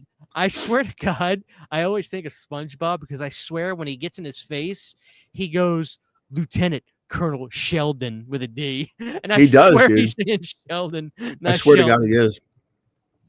And, you know, it's like, it's so funny how, you know, what's the little kid's name in the movie? Tyler. Dude, Tyler was amazing in this film because Tyler was going through life with such blissful like optimism and like ignorance. Like Tyler's such like this like happy-go-lucky kid. Yeah. And what's so great about Child's Play 3, which, dude, you have to be ready for it. And if you can pause the movie, it'll fuck you up. He takes the Child's Play doll, it's getting kicked and trashed, and you know Chucky's in there, and he's probably getting so fucking pissed. Dude, so when Tyler goes down into the basement, opens up the fucking package, and at first you see Chucky, and they just have it with the doll face, and he's just going like this. It cuts back to Tyler. Like this. It cuts back to Tyler, and when it cuts back, if you pause it, that moment right before Chucky moves, he has this disturbed old man kind of like, dude, you have to pause it and look at it, but it's freaky. But Chucky jumping out of that box may be the greatest jump scare because you know it's coming, but it gives you that moment of Chucky. It doesn't cut and he instantly jumps out. You see his face for a second looking like really creepy, and then he jumps. It's probably my favorite scene from the movie. Dude, Chucky's funniest line of the franchise to me is in this movie when Tyler says he's gonna be a bro. No, when Tyler says, Charles, I don't want to play this game anymore, and Chucky straight up just angrily says, "You're a fucking drag." You know, that it is the funniest delivery. It is the funniest hysterical delivery in the franchise. Oh man, what about when he's changing out all the rounds? The rounds for real Browns, and he's going, ah! He's just switching out the bullets. Yeah. Dude, why don't they just have paintball guns to begin with? Why are they using rifles with paintball shells? Maybe that's a thing in military school up there. I'm not sure. Like, it's so fucked up to think, but in the realm of a horror film where you know it's fake, dude, just imagine reading the script and it's like there's gonna be a great paintball tournament where these kids are all using real rifles with with dummy rounds that are just paintball, and Chucky changes them out for real rounds, and these kids are just fucking shooting each other, and bodies start dropping in the woods. I wish that's how the movie would have just ended. I wish they really would have had a paintball war. All the kids would have just dropped. Like you would have like 30 casualties. Yep. It's so fucking funny. Oh my god. And doesn't Chucky like get a grenade or some shit, and then the guy jumps on it. What's his name? Yeah. Bratwurst? Something like that. I forget. What's the name? Stalworth? It's some ridiculous name. That guy was cool too, man. Is it Haywurst, Bratwurst, Stalworth? It's Haywurst, right? Whitehurst. Whitehurst jumps on the grenade, dude. Whitehurst just, dude, you know what's funny is Whitehurst was on the grenade for like 8 seconds. You could have just picked it up and thrown it again, you jackass. Yeah. Oh man. God. Oh Jesus. Oh my god, that's so funny. Dude, Child's Play 3 is like number 1 for me right now that we're talking about it. This is my number 1. It's so good. Dude, yeah, Whitehurst jumps on the fucking grenade and has 8 seconds to contemplate his life. Like, he had 8 seconds to do a full flashback on his life. The jackass could have picked it up and thrown it. It's like, this is probably not a good idea. Yeah, but it's so funny because when I was a kid, when you would watch the film, Andy's love interest, the girl, I swear she looks so mature. I think it's just like her face. But I was a kid. I was like, is this girl 40? Like, how many times did she fail? And you know what else bothers me, dude, about that scene? It annoys me. You remember when she goes, I said, you're an asshole, sir. And what's her name? That's De Silva, right? De Silva. Yeah. He goes, drop and give me 10, De Silva. She doesn't have her hair up in a bun, which is like number one rule in the military. Women always have their hair up and in a bun. Remember, she goes to do her push-ups. The ground is sopping ass wet, right? De Silva does her push-ups. Her hair is just slapping against that nasty ass wet concrete. You remember that? I was like, why? That annoys the shit out of me for some reason. I don't know why. But why is her hair not up in a bun? I have no idea. 25 what, sir? 25 push-ups to Silva. But yeah, what a great bad guy. That's Lieutenant Colonel Sheldon. At Kent, we take bedwetters and turn them into men. And then that Dude, one that's kill, a fucking heart attack, dude. that one kill where Chucky just appears and that fat guy just has a heart attack. That's so good. Yeah. Look alive, Barkley, on your feet. That's a great line, though. Like you said, you're a fucking drag. Dude, it's so fucking hysterical, dude. You're a fucking drag. You know that? Like, it's so funny, the delivery. Wait up. Doesn't Chucky shank the barber? He does, dude. Presto, you're dead.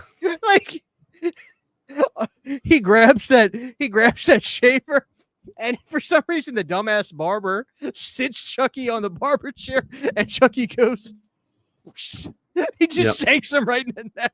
It's like a razor. Dude, Child's Play 3 is fucking, dude. I'm sorry, dude. You have convinced me. Child's Play 3 is it's the best one.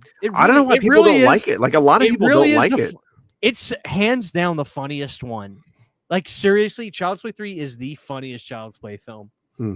Now I gotta do a video about this film because this movie is fucking hysterical. Oh, it's so good, dude. Chucky shanks a barber. He jumps out at little what's his name? Tyler. He jumps out at Tyler, calls him a drag, swaps paintball pellets for fucking live rounds so the kids kill themselves. Dude, it's so good. Dude, this movie's fucking hysterical. Dude, him shaking the barber has to be the funniest shit. Wasn't the barber walking around all the kids and just being fucking creepy, touching all the kids? Going you and my thing tomorrow at 9:00. He's like just grabbing kids by the neck and shit. Like, it's really creepy when you look back at it. He does. Oh, he grabs them and touches them and goes, Thursday. Exactly. like imagine if he wasn't wearing a barber's outfit and saying that. How much creep? Actually, he wasn't really wearing a barber's outfit, was he? He was just the barber. You kind of got that. You saw him before then, but it's just. Dude, it's weird that they like the staff was like, we're gonna let the barber walk around the mess hall and just like assault children. Dude, like, that's kind of a weird thing. Without any context, that scene is absolutely disturbing. Oh, it really is weird. Just touching the kids. I want to see you after lunch. That guy had a very weird fetish for sure. He's like, he's shaving the kid's head. He's going, ooh, yeah. Like, it's really weird, dude. It's a really weird fucking. He's a weirdo, man. Brent, do me a favor. I have to go to the bathroom. I can't. I've laughed myself and haven't taken a shit. I'm just going to be a minute. Talk to the audience. I'll be back. Please talk to him. Please don't sit in silence. Like, please talk to the audience. I never do that.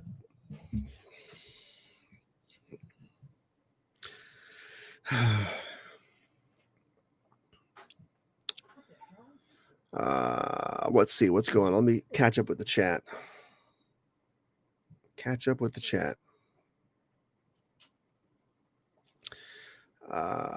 Formerly Mothman Media. You guys are kind of making me wish, and the TV show, instead of being in a Catholic school, should have put them back in military school again. Andy Robinson, so I think Frank do it, Bagman copy. All right, guys, what is going on? I have nothing really to talk about besides this list. So how are you guys doing this evening? Matter of fact, when me and Christian wrap tonight, I'm going to go back and record more stuff for my upcoming Candy Bar Creep Show episode on Tabata Vision. It's going to be 31 movies to watch in September or October. I see Christian jumping on somewhere else right there. Thursday. He's muted himself again, so we don't get all the crazy sound effects. You know what I mean?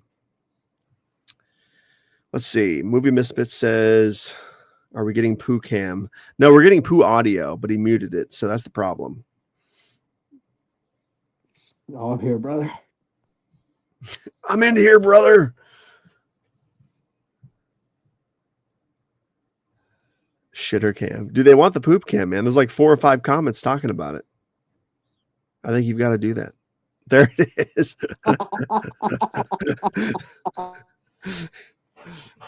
Dude, if you drop the phone, it's going to be hysterical. Playing with fire, turning that camera on. That Chucky's punch is like, it's like battery acid. Let's see. Blu-ray Addict says, Brandon, what's your favorite miniseries of all time? Ooh, miniseries. I guess it's got to be It, right? Like that's the best miniseries of all time. I guess miniseries and limited series, I guess, are the same thing now, pretty much, right? So I guess for a miniseries or a limited series, it's probably It. As far as limited series go, I think behind It, there would probably be that show The Offer. And The Penguin is really good too, because it's a limited show. It's not like a ongoing thing, but for sure, It number 1. Christian's favorite is Storm of the Century, actually. So it's kind of weird. The Shark Fart Redemption. Let's see here. Where are we going? Let's see. Horror House Online. Since I'm doing well, tired, hungry, wishing they released the Epstein files. Don't we all? You watch analog horror? Christian, do you like analog horror? Like the Boiled One and shit like that?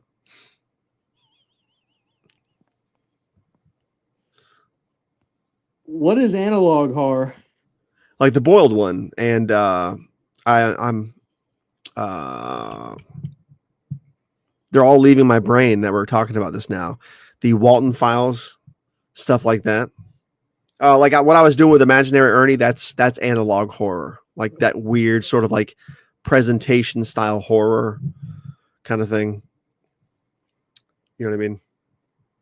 Yeah, I had to go. I'm doing a terrible job explaining this, but real quick, yeah, I had to go to the bathroom, dude. Like, I have a show to do. Like, what do you want me to do? Dude, somebody asked about miniseries, and they're saying Salem's Lot. That's a great fucking answer. I didn't think about either. Salem's Lot is a fantastic mini limited series. I'm going to try to watch that this Halloween season too. Like I haven't seen that since last year, the old 70s version. It's so good, but I love the 2024 version too. It's so damn good, dude. It's so awesome. Like Christian, you got to watch it again. I think you shat on that movie viciously, and I think you need to give it another shot because it is really, really good. I think. What movie was that again? Salem's Lot 2024. Dude, well, the problem is I've seen the perfect version of that movie, and the book is better. I don't want a Fisher Price version of Salem's Lot. You know, it's funny. We're talking about books now, especially when it comes to Stephen King. I'm a big fan of if there's a movie based on a book, I've come to the conclusion that you should watch the movie first, even though the book's probably superior. That awful word, superior. I think if you watch a movie first and you like it, then you should go back and read the book because it's going to enrich the movie. Versus where if you read the book first, you're going to be for sure disappointed in the movie. Like, for example, I love Pet Sematary, right? 89. I love that fucking movie. I like the remake too, but I love the movie. I read the book or started reading the book last couple of years recently. And I pictured the movie versions of the characters in my head in that setting. And it made the movie better. Whereas if I had read the fucking book first, I probably would have been totally pissed off at the movie. You know what I mean? So I really think if you're going to read a book, but there's a movie, watch the fucking movie first. Because it's only going to make the book better. And the book's going to make the movie better following that. Well, Brandon, here's the thing. I'm just going to say it. The Shining book is good. The 90s miniseries movie adaptation of the book is absolute dog shit. I like that version. Kubrick made a better film than the book. I've heard everybody say, well, actually, my grandma's one of the few people who said that she likes the book better. She said that when she saw The Shining in theaters back in the day, that people were laughing at Jack Nicholson trying to be scary. And I'm like, I don't think that's really the popular mentality of of him in that movie. You know what I mean? I think a lot of people think Jack Nicholson is genuinely frightening. So I'm not sure what people are expecting, but I do like that 90s Shining miniseries. I just hate that fucking kid actor they have. But it's nowhere near the Kubrick version at all. It's not what I'm saying. I know it's more accurate to the book, but the Kubrick version is here, whereas the 90s show is way down here. The reality is this. What makes the Kubrick film so great is in horror movies, we see this all the time. We see it's like the Amityville Horror. You come in with this nice dad, he's a good guy, and he slowly turns evil.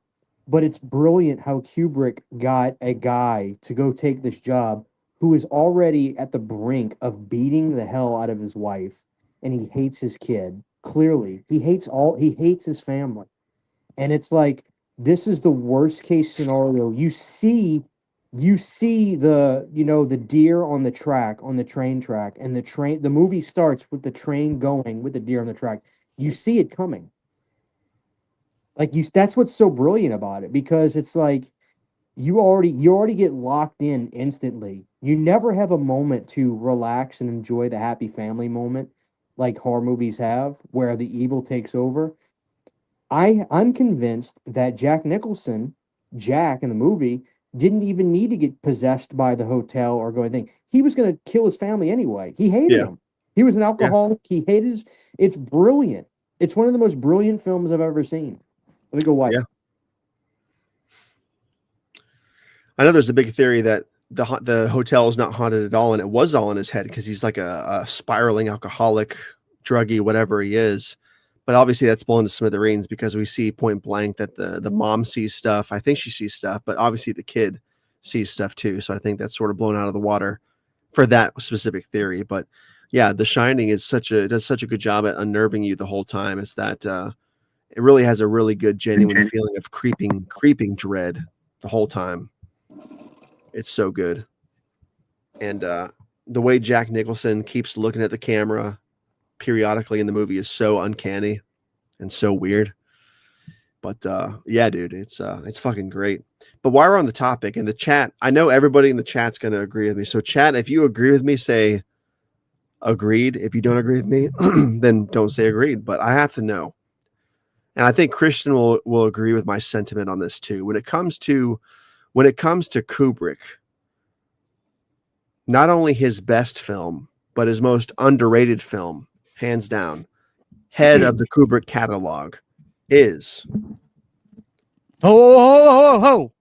You're about to say what the best Kubrick film is besides Shining? It's not only it's the best Kubrick film above Shining, and it's not only the best Kubrick film, it's the most underrated Kubrick film. Stop. I'm gonna say it. Can I say it? Yeah. It's Eyes Wide Shut. Yes. Well, are you fucking with me? Or you genuinely think that's the best one? No, it's also one of my favorite cruise movies. Like, yes, exactly. Eyes Wide Shut is the best and most underrated Kubrick film in his whole Kubrick catalog. It's a masterpiece. You know what his greatest achievement is, though? It's 2001. Yeah, that's one of those movies that I get it. I understand it. I'm not as hyped for it as everybody else is, but that's a conversation for another time. Let's finish your ranking real quick. Okay. Can we agree? I think the audience agrees that Child's Play 3 is now a screaming skull. Like it is. Crystal Skull. Like we had so much fun talking about Child's Play 3. How can you not have it? I'm putting Child's Play 3 at number 1. I really am. It's weird. Like I said, Child's Play 1 or 3 was my number 1 or 2 for years. My list has only been amended the last couple of years, but Child's Play 3 I think is perfect where it is now for me. And my number 2 is Child's Play 2. I think I've seen it to death. Everybody loves Child's Play 2. I think it's probably the fan favorite. I don't need to divulge what the movie's about and why it's so good. Everybody knows it's so good, but I think it belongs number 2. Only because I think part 3 is probably more entertaining and more fun, but part 2 is such a great movie all around, and I love it so much, and I've seen it so much. It really feels like the lifeblood of the franchise. Greatest it's got to be number 2. Series? What's that? Greatest finale in the series? Probably. It's such a good location, everything. The part 3 Funhouse stuff does rival it, but you can't top the doll factory. You just can't, because like he's a doll. So like it's like ground zero. You know what I mean? It feels like the pits of hell, even more so than the Funhouse. But I will say, what's that? Can I get a ruling on the television ending? Oh, where it shows the face in the cooker coming out and it smiles and it freeze frames. Yes. The first time I saw that on TV, it really blew my mind because I hadn't seen it. I didn't see that until the mid 90s when I saw it on, I think it was USA, because USA always did Child's Play marathons. They would do like 2, 3, and I think that was it. But it was part of the USA Network Halloween-a-thons they used to do, or whatever it was. And that was the first time I saw that. And I was like, what the fuck? You know, because usually I'm used to them walking out and the credits roll. And then they walked out and suddenly it went to that scene, freeze framed on the doll thing smiling. And then the credits rolled over it. It's very weird. It was a very weird thing, but I'm glad they made the choice for the theatrical cut to sort of go with them walking out. Because obviously I like the TV ending. I do too. It doesn't really go with part 3. You know what I mean? And number 1 is Child's Play 1, which if you had told me 20 years ago I would put that as number 1, I wouldn't have believed you. But I do think it's the darkest. It's genuinely scary. Chucky's a very viable threat, a genuine menace. Seeing him as human, young Charles Lee Ray's great. The lead cop, I always forget his name off the top of my head. The guy from Fright Night kicks fucking ass. Chris Sarandon. I love that dude in this movie. So good, dude. Brandon, did you see my review I did on the movie what the hell is it called? Was it recent or older? I just reviewed it this past week. What is it called? I have some of your stuff in my playlist on YouTube, but I haven't watched a lot of stuff this week. I'm waiting for somebody in the chat to say what the name of the movie. The Resurrected. I haven't seen that movie. Oh my god, it's the most underrated 90s horror film of all time. I'm assuming he's the lead. He is the lead. I legitimately love The Resurrected. It's like a well-produced Full Moon movie. It's not made by Full Moon. Richard Band did the music. Nice. But anyway, Chris Sarandon's the star of it. It's like a very gothic, serious-toned Reanimator. Nice. With Chris Sarandon playing the doctor. Anyway, gotcha. So I got the Vinegar Syndrome 4K, which Scream Factory has a Blu-ray. I recommend it to everybody to get the film. It's a great film. Anyway, so my point is, I went to go put on the special features, and they had a brand new interview with Chris Sarandon on it. And I'm watching this, and this guy, Chris Sarandon, he's getting interviewed, and he's talking like this. He's just going. He's not really. Oh, I saw your post. You're like, this guy's 80. How is he this good? You said something like that. Okay. He's 83. Yeah. And Brandon, he's doing this. He doesn't stop. His train of thought is beautiful. He doesn't trip on his words. His thought process is perfect. Like, he moves and talks like he's 35. And I swear to God, I don't know how he does it. It's shocking how healthy he is. Good. So it's crazy that he's the voice of Jack Skellington, dude. That's still crazy to me. You know Chris Sarandon may be the most unappreciated legend in Hollywood. Yeah. Like, he is that good. Yeah. He's also, what else is Chris Sarandon's done a lot of, who the fuck is that across the street? Chris Sarandon has done a lot of great shit. But yeah, he's obviously great as the detective in Child's Play. You know, and like, dude, the story is so good and it's so genuinely scary. The cinematography looks great. It really has that late 80s grungy, grimy, slimy feel. Like, Chicago looks dirty and gross. It really feels like it just feels like another world apart from even Child's Play 2 onward. It feels so grimy. And I love the way they portray Chucky moving around with like the little person in costume for some of the farther away shots where he's like sitting down on the counter. It looks so fucking realistic because it's a dude in a costume. Like, it's so fluid. And like, he looks so good in this movie with the burn mark on his cheek, fucking with Chris Sarandon through the seat with like the butcher knife trying to stab him in the ass. he's all burned up at the end, walking through the hallway. What a great fucking movie. And I get that it's a little bit slow. It's not polished and crazy like part 2, 3, 4, and onwards down the line. But I think Child's Play 1 is just a masterpiece. And to me, it's undeniably the best one. Maybe not the most frenzied or chaotic or the most fun, but the best, I think. Well, It's never been captured again. You know what I feel like Tom Holland shot this movie with the pace of like a classic Universal monster film, right? Like it's all building, and it's clear that that's what Tom's love for the movies comes from. He talks about it all the time, which is why he made Fright Night. Like he made this movie. If you watch Bride of Frankenstein, I swear, dude, the movie just builds identical the way that movie builds, like to a T, the way Child's Play does. So, I mean, it's actually brilliant the way he shot Child's Play. He shot it with the pacing of like an old Universal film. Dude, the scene where he blows up Eddie in the house, brilliant. Is fucking insane, dude. My favorite line in this movie, though, it's so funny because it is like a part 3 line where somehow Chucky ends up in the elevator and the couple walks out. Ugly doll. Dude, that had to have been added in post. Like they had to have like shot that later because it feels so apart. It does from the tone, but it's great. But I swear to God, the creepiest scene of the whole franchise is in part 1, where Andy first gets the doll and he's not really sure he's possessed yet. And Andy kisses Chucky. I think he kisses him goodnight and says goodnight, Chucky. And it pans over to Chucky in the gloom of the night light in the bedroom. And Chucky's smiling. He's not alive yet, really. And he closes his eyes casually and goes to sleep. It is the freakiest scene in the whole movie, in the whole series to me. Because like we know he's alive, but nobody else really does yet. You know what I mean? Child's Play is Tom Holland's best film. I'm calling it now. I'm not inclined to disagree with that. Directing. Let's see. Is it bad that when I think of Tom Holland now, the first thing that I think of, no matter what, is Hatchet 2? Like that just comes to my head first. Is him and Hatchet 2 in that fucking boat in the swamp. You know what I mean? Like, hell yeah. Fright Night, Child's Play, The Temp, The Langoliers, Thinner, Rock, Paper, Scissors. Damn, the Langoliers.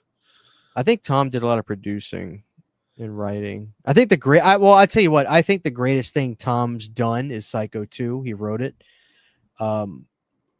Which I think that's his greatest magnum opus. I think Psycho 2, hands down, is the greatest thing he's ever been involved with.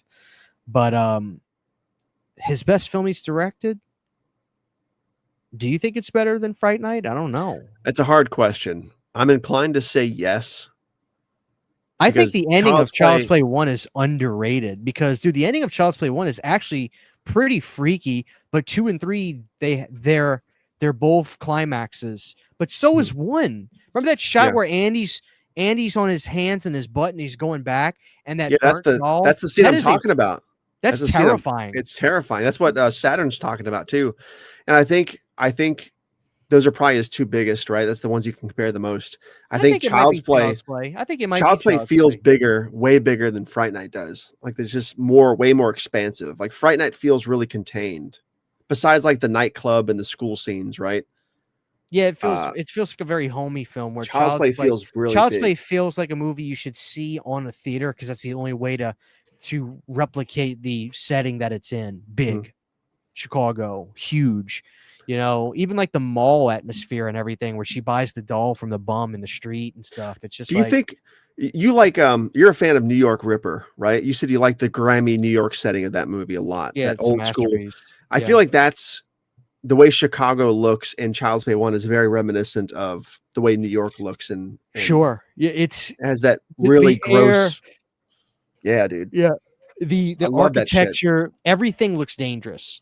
Love everything. It. And like the creepy hobo guy, dude, that shit is a fucking masterpiece. That's a chef's kiss movie for sure. Yep. Yeah, I think it may be Child's Play. I think he. But Fright Night might be more fun.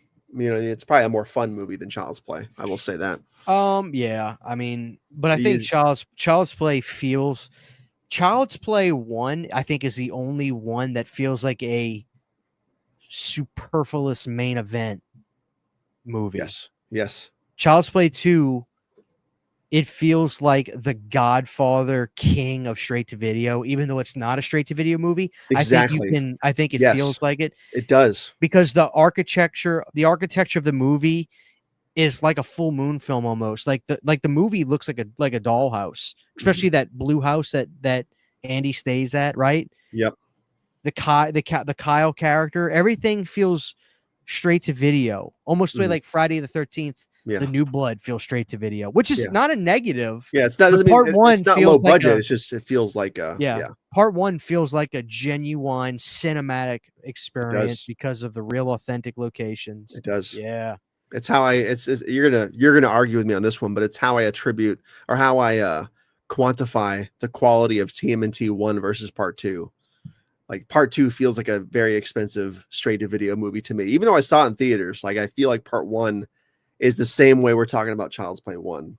When you watch part 2, it's sort of like it's really fucking good, but it feels not less, but it feels, you know what I mean? It feels a little bit more poppy, like smaller confined spaces sort of thing. Absolutely. guess. Yeah, it's Yeah. crazy. It's crazy how filming in legit locations can change the dynamic of that. So I Yeah. think but I'm gonna say it tonight. I have laughed so hard talking about Child's Play 3. That's gonna be my number 1 for the night. You're a fucking drag, dude. That movie is so hysterical. Dude, It I'm literally laughing my ass off. It is about the most slept on Child's Play movie. I'm telling you. I'm thinking about it right now. Like, what if somebody walked in while you're watching Child's Play 3? They've never seen it, and they see this motherfucker while kids are eating lunch, just going up and caressing them and saying, Thursday, Yeah, Wednesday, Monday. Like, it's so fucking creepy. dude. He finds the one bald kid, and he's like, "Yeah, my man." Like, you know, it's not like, It's dude, what is disturbing. wrong with this bro? It's so fun. Dude, we need to do like Child's Play 3 out of context and make like a compilation. That'd be so good. All right, dude. So hey, you've seen all 3 seasons of the show. I want you to take the show, all 3 seasons, and package it as one block of entertainment. Where would you place that in the franchise as far as the ranking goes? All right, let's do my ranking. Okay. My ranking is going to be as follows, and I'm going to give it to you without the show, and then I'm going to tell you where I would put it in. Least to Dead best, right? Yeah, Okay, Dead gotcha. Last for me is going to be Cult of Chucky. Damn. I hate this movie. I really do hate this movie. Damn. That's number 8. Number 7 is going to be the remake. I just think it ages like piss. I do, and I really do. It's not the actors. It's not anything other than the production. The Buddy doll just it ages. It also ages like piss. My buddy. I fucking, that song makes me want to kill myself. Yeah. So that's number 7. Number 6 is going to be Seed of Chucky. Thank God, dude. You were making me worried for a second. Well, I mean, it's like I can't say it's better than Bride 1, 2, or 3 or Thank you. Curse, right? I worry sometimes. Next up is going to be Bride of Chucky, a very solid entry. That's number 5. Relax. Oh, really? That's wow. I'm surprised, actually. You shouldn't be, because after that is the incomparable. Yeah, I didn't think you would put that above Bride. See, still. Curse is a genuinely great movie, and I think Curse could have been a theatrical film all the way. It should have. Yeah, it should have for sure. No, Saturn, I'm not on drugs. I was on drugs, but you are on drugs. That's the difference. You know what I mean? Next up is going to be that was number 4. So number 3. Okay, so listen, I love 3. I know I'm joking. It's gonna go as follows: 3, 2, and then the greatest is obviously 1. So we're in the same pot as far as the top 3 are. The show, if I was gonna put the show anywhere. So let me elaborate on the show for a second. Now it's been some time since I've watched it all. Season 1, when you first start watching the show as somebody our age in our 30s, you instantly hate everything you see. I'm gonna just be totally honest with you.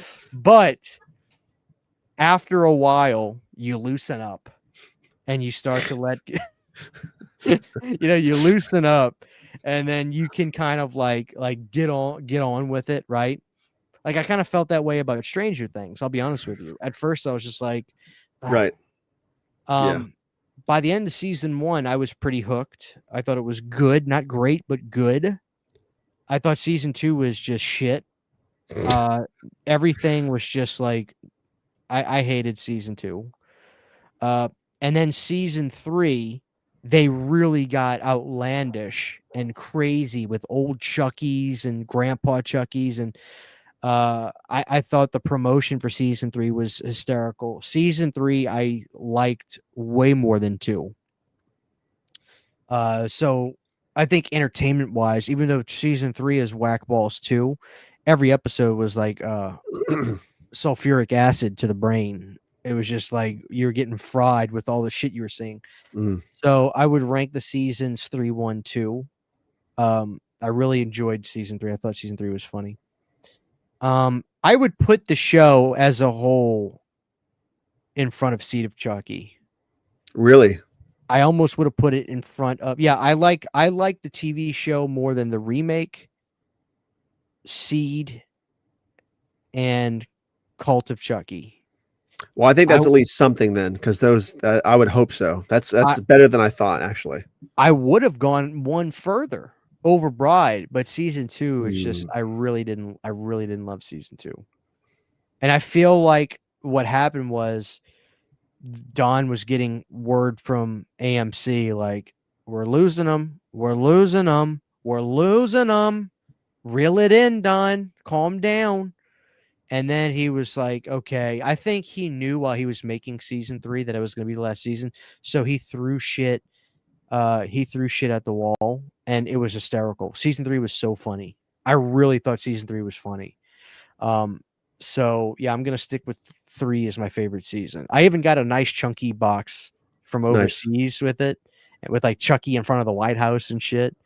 Don't spoil it for people who are gonna. I'm never gonna watch it, but for people in the chat who haven't seen it yet, but just tell me this: because the show got canceled or whatever, and he sort of knew it. Does the show end conclusively, or is it sort of a show that's going to be in purgatory forever because it didn't have an ending? You know what I mean? Like, does it actually have a conclusive end, or it's like on the next episode, but the episode never comes, kind of thing? Oh, dude, it ended on the biggest cliffhanger of all time. See, that's so stupid. But they were gonna do a movie sequel at that point, right? Let me put it But to you they're like not anymore. this. Let me put it to you like this. In terms of people weren't in their own bodies soul-wise. Put it to you like that. It's a huge cliffhanger. Yeah, it lost me. Because I remember hearing somebody saying, yeah, they're going to do movies based on the show because the show got ended, but I haven't heard anything else about it. I don't know how they continue the story with a movie. They're not going to put any more money in that franchise. There's no way. Well, there's still money in the franchise. I guarantee you these things, Brandon, I guarantee you Fanta sales have skyrocketed. Because I'm sure, but like I don't see them making another movie, like bankrolling a movie where the show failed. You know what I mean?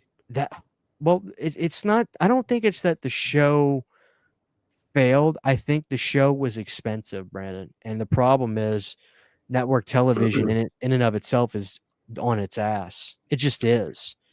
So I think Chucky needs to go to Screambox or Shudder under a fixed. They need a very, very modest fixed budget. And Don needs to reel it in to a certain extent because the show I'll tell you this, dude. The show looked expensive. The show did not look cheap. And the places they were filming, Brandon, these houses were gorgeous. So I think the show cost a lot of money. Mhm. And I think there was a notion that maybe there was a notion that network television was going to make a comeback, and I don't know. Was You it on know. USA? I think it was on AMC, Okay. which That's is a weird owned channel. which I That's think Universal. AMC, yeah, Universal, and I think it's on Shutter. Is it on Shutter now? Okay, yeah. Saturn says the whole show is on Shutter. Hey, So I'll be right back. I'm gonna grab the baby. I hear her crying. I'm gonna give her to Go her ahead. mom real quick. I'll Go be right ahead. back. Chat, I'll continue with you guys. What's up, Fachi? How you doing, brother? Sci-Fi in USA. I'm sorry. Why am I thinking AMC? I never watched on either of the shows, but and that's another thing. Isn't that crazy? Sci-Fi in USA. I like the shit channel Sci-Fi. When I was a kid, the Sci-Fi channel was the shit. I remember watching ECW on the Sci-Fi channel in 2006. Excuse me. I didn't either, man. But I think they're putting out a Blu-ray box set right now, right?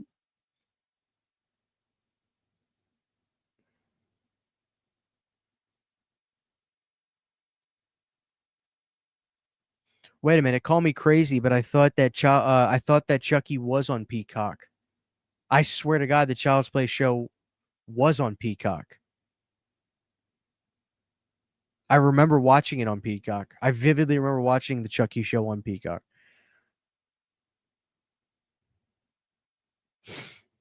Are you referencing the Dolph Lundgren film?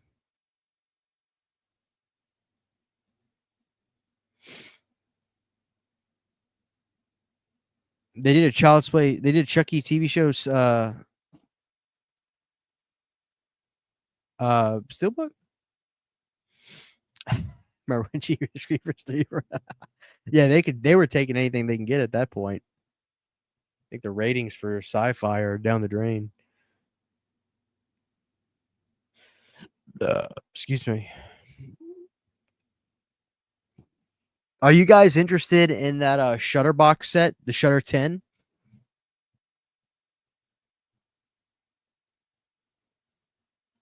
I'm sure it's still on Peacock, but I'm the thing about Shutter is this.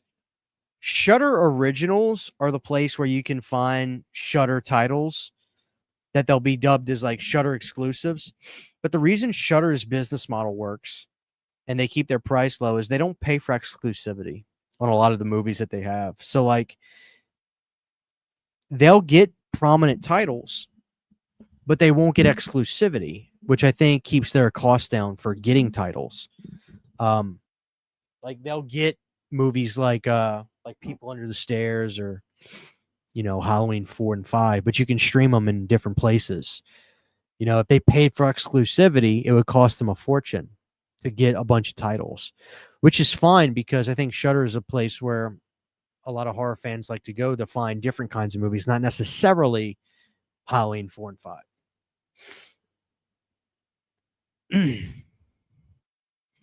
All right, Haddonfield Shape 7849 finally caught you live in over a month. Have tickets to see Halloween 78 in theaters on October 30th. Fucking amazing, dude. Let me give you a clip. I'm gonna go fucking buck wild for Easter this year. Thank you so much, Haddonfield Shape 78. I'm so jelly. Maybe I can too. Y'all saw them Halloween 2 popcorn buckets are gonna have.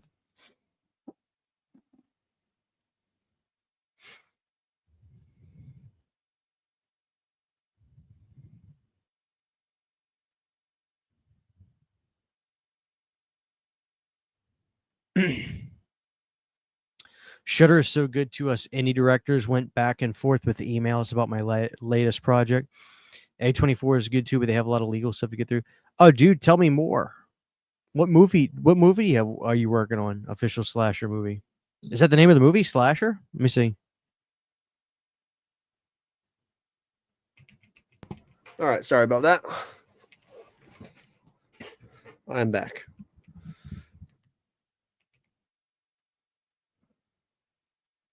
All right. Already. What is happening? Oh, not much. We're just talking about streaming and how Shutter works. Right. Oh, Mike, I'm so sorry. Mike was asking for. Let me go back to you. Go back to this. Just bought my first OLED. Any 4K recommendations? Will be my first 4K player too. Mike, I'm assuming obviously that you have Dolby Vision with that OLED. The Sony UBP X700, I believe, is the name. That's what I have. I love my player, my Sony player. It works perfectly fine. The other option, and that's the only Dolby Vision option that's like affordable. There's other players like Panasonic models that cost like $400, $500. The Sony UBP, let me just make sure I got the name of it right, because that's what I have and I love it. Let me see. The Sony UBP X700. It is $236 at Walmart right now online.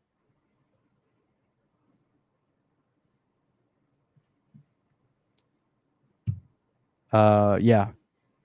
Tony, just make sure you go to your settings on that, and make sure you go to your settings on that. Turn your Dolby Vision on. Number one thing, people complain about the Sony UBP X700. They say, man, my movies freeze and flicker. You have to turn off 4K upscaling in the settings. That's not going to mess with your picture quality or dim it down. But what it does is if you have a 4K in, if you have a 4K disc in with that on, it's going to try to upscale an image that can't be, and it can't process it at the speed that it should be, and it'll make your image freeze every now and again. It's not messed up disc. That's why people say, why do my 4Ks freeze? You have to turn that off. It's very easy. Just go in your settings, make sure Dolby Vision is on, and there you have it. But that's my player that I have. So anyway. I'm getting my first base today. Any tips? Have you played before CR, or are you just now getting into base? Let me know.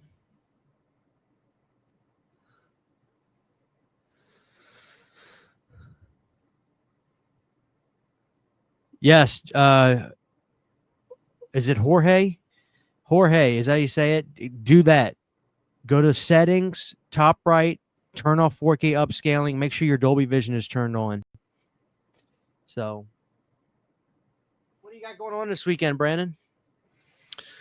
Not a whole lot. Hopefully, we have actually got I guess a decent amount tonight. After we're done with this, I'm gonna finish filming Candy Bar Creep Show, and then tomorrow I got to mow the acre of land across the street, mow the front yard, and then we have a kid's birthday party to go to on Sunday, and then Monday it's back to the grind. So, the usual, basking in my existential dread and my own mortality. And the Candy Bar Creep Show is about Charlie Brown.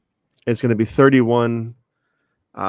It's called 31 Silver Screams for Spooky Season that aren't Halloween. So, let me ask you a question, Brandon. What is the scariest movie scene? What is the scariest movie scene of all time? I think probably where Leatherface hits Kirk with a hammer in part 1. No, I'm being serious. Like, what do you think is legitimately the scariest movie scene of all time? That scene, followed by the sudden eyes in the window in Amityville Horror, followed by the Get Out in Amityville Horror, the loud Get Out when the flies come, followed by the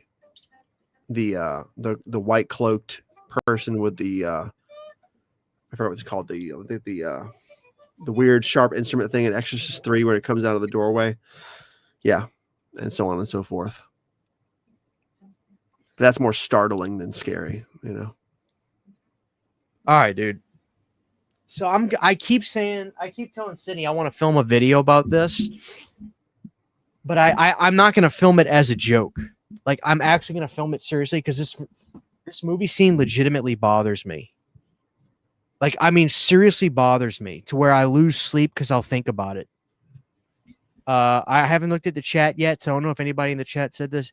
Are you familiar with David Lynch? Yeah. I know what you're gonna say. I know exactly what you're gonna say. You want Brandon, me to say it? that scene. But we don't even say it if you know what I'm talking about. I know what you're talking about. What fucks with me is everything about it. There's no surprise. You know when it's coming. The speech that the guy gives, it's as if he's in a trance while he's telling it. There's this dimness in the diner that makes it off, but not scary, but then it's scary. And then the walk behind the diner. To the dumpster, yeah. David Lynch made the scariest movie scene of all time. I truly get bothered by it. You know, the chick who played the chick who plays her is the vagrant lady, is the chick who plays the nun. That's who's in that makeup. When's the first time you saw Mulholland Drive? A long time ago. When did that come out? That came out like 97, 01. 01. So I probably saw it right then. It was probably something that my mom rented. Mulholland Drive. Yeah, 01. See, I was 14. It was probably something my mom had rented on VHS that I watched. Because that's not something I would have rented myself at that time. I was still renting like straight up horror movies all the time. And it wasn't really something that looked horror on the shelf. You know what I mean? So The theory is that she took her life in the beginning of the film. Mhm. And that's the subversion for the rest of the movie. I'd have to revisit the film through that premise. But I've kind of gotten to the point to where I'm not really trying to figure out David Lynch anymore, right? Because the reality is, Brandon, I don't think David really knew himself. Mhm. I think he allowed himself to dream and to create on the fly and just take things that he thought about without the pen and paper and putting math together. Does this make sense? I don't think that's ever a question that David asked himself.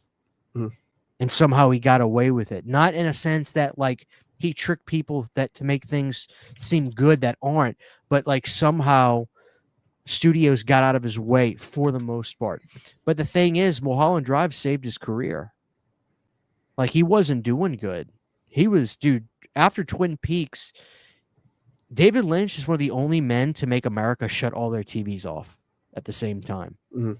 Like he lost them so bad with Twin Peaks, it was amazing. Have you seen the ratings drops? Like if you Google, like, show me the ratings chart for Twin Peaks season 1, the debut episode is probably the greatest pilot of all time, of any show, period. Period. End of story. But if you look at the ratings by week 4 or 5, they plummet. Plummet. Like somebody pulled the plug on the show.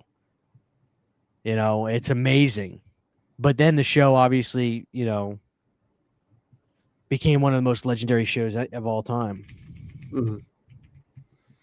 Yeah, I feel like the only other person, because you mentioned dreamy, I feel like the only other person who really I could liken his work to is that weird dreamy stuff we're talking about is Alejandro Jodorowsky. Jodorowsky. I always say his name right. Jodorowsky. He did like Santa Sangre and El Topo and stuff like that. You've seen those movies. Santa Sangre is a masterpiece. I just Yeah, it's bought got that that. because people wouldn't shut up about it.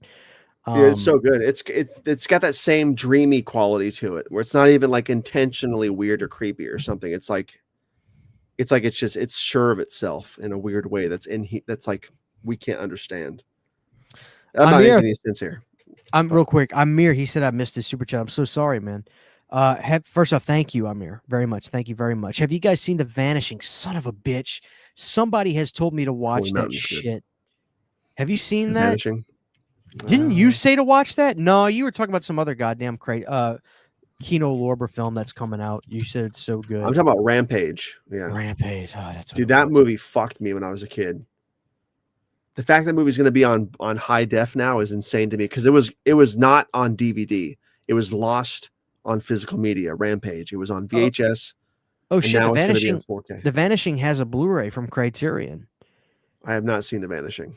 All right, so I'm gonna order this film, and if it's really good, I have to get my phone. I left my phone in the bathroom. If this movie's really good, I will watch it, Amir. Thank you for your super chat. Let me give you a clip. I feel like people sleep. Dude, I just want to real quick, dude. Big Ideas has a comment that says Dennis Hopper looking up at the stairs in Blue Velvet is memorable. That's his greatest role. The scene where he's wearing the mustache, he has like a fake mustache on. Remember that part in the movie? Yeah. That whatever, I don't know why, but that always bothered the fuck out of me when I was a kid. That he was so scary when he was wearing the mustache to me. I don't know why, but it had sort of it reminded me of the mask from Terror Train. The what's the Groucho Marx look, and something about that is horrifying to me. But that makes me think of that comment, because he really was off the chain in that movie, Unhinged. But when he had the fake mustache and shit, he looked really unnerving. Off topic, but I had to say it. I'm just gonna play 5 seconds of this, Brandon, because I don't want to get copywritten. But I'm bothered. I'm horribly bothered by this. Okay, so it's a wall, not I keep thinking it's a dumpster. It's a wall, but yeah, same thing. Brandon, same deal. It was probably, so what happened was this. My friend at work, he's my boss now. He's the manager on my department. He's a high definition guy, but he's not a huge physical media collector. He has movies, but he doesn't just buy every movie. He loves the movie theater and stuff. But I was trying to tell him about David Lynch and how just brilliant he was, and how he was just a dreamer who got to make movies, a genuine dreamer. And I was telling him about Mulholland Drive, and he got it. He got the 4K of it. And then I told him to watch this movie. And just like everybody, I'll get to your Big K just 1 second. Just like everybody that gets into David Lynch, Brandon, you want to know what he said when I first talked to him that morning? I said, "You saw Mulholland Drive?" He goes, "I watched it." I said, "What did you think?" "I don't know, man. Like, it's just I'm trying to figure. I don't know." I said, "Okay." By lunchtime, he goes, I gotta say this though, Christian. That one scene, and what about this? And then we'd talk for a minute, and then he'd go, and then he'd come back in a few hours and see me again. And he was like, "Okay, man, so what happened? What is this supposed to mean?" And the wheels keep turning, and they keep turning. And before too long, you can't stop thinking about this movie he made. That's what's so great about David Lynch, is David Lynch is the songwriter who never explained his lyrics to the audience. Right? He never said, "This is what I'm talking about when I mean insert famous movie or insert famous lyric." Like, who are you talking about? What is this referring to? I think James Hetfield doesn't do that either. He's like, "I'm not going to explain what my lyrics are. I'll never do that, because that's a disservice to the audience." And I think that's what's so beautiful about David Lynch. Real quick. Thank you so much, Big K. I arrive home one night and I get out of my car. I see a man emerge from the darkness. I ask what he wants. He says, "I want to flip your lunch." I was taking this so seriously at first, dude. "I want to flip your lunch tray." Thank you so much, man. Let me give you a clip. I'm gonna go fucking buck wild for Easter this year. I am. All right, ladies and gentlemen, let's enjoy, just for a second without any volume, The Vagrant.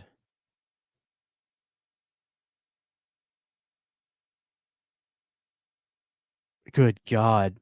And Brandon, he just passes out. Look, oh my God, look at his face behind him. Yep. Holy shit. Yeah, it's the Nun. Brandon, that's the greatest scene of all time. It's disturbing. He just straight up has a heart attack and passes out. That scene has stuck with me. But what's freaky is the walk from the diner to that spot. Mm-hmm. My God.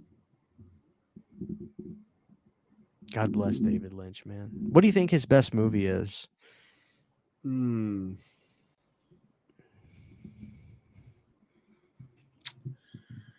It's got to be Eraserhead, right?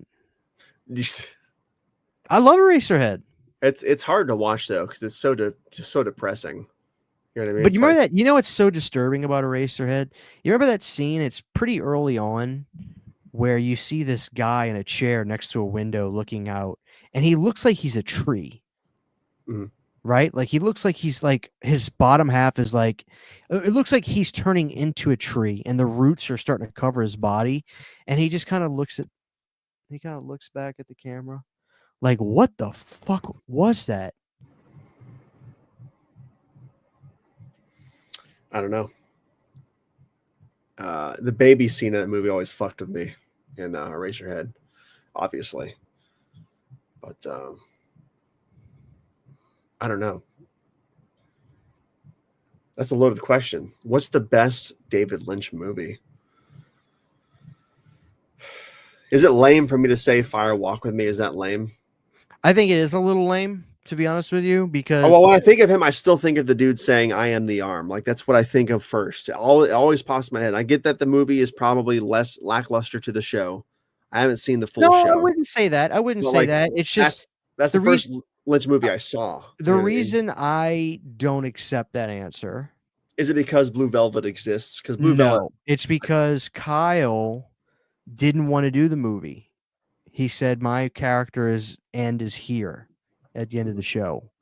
And I think he had to be in it just a little bit. But the problem with that is Kyle is the show. Mm. You know, and the movie's technically a prequel. It's just my thing about Fire Walk with Me is it's a very great movie. It's a very well made film. But the pilot episode of Twin Peaks, nothing touches it. Okay, well, I'll say this away from Twin Peaks. Then I'll say Blue Velvet.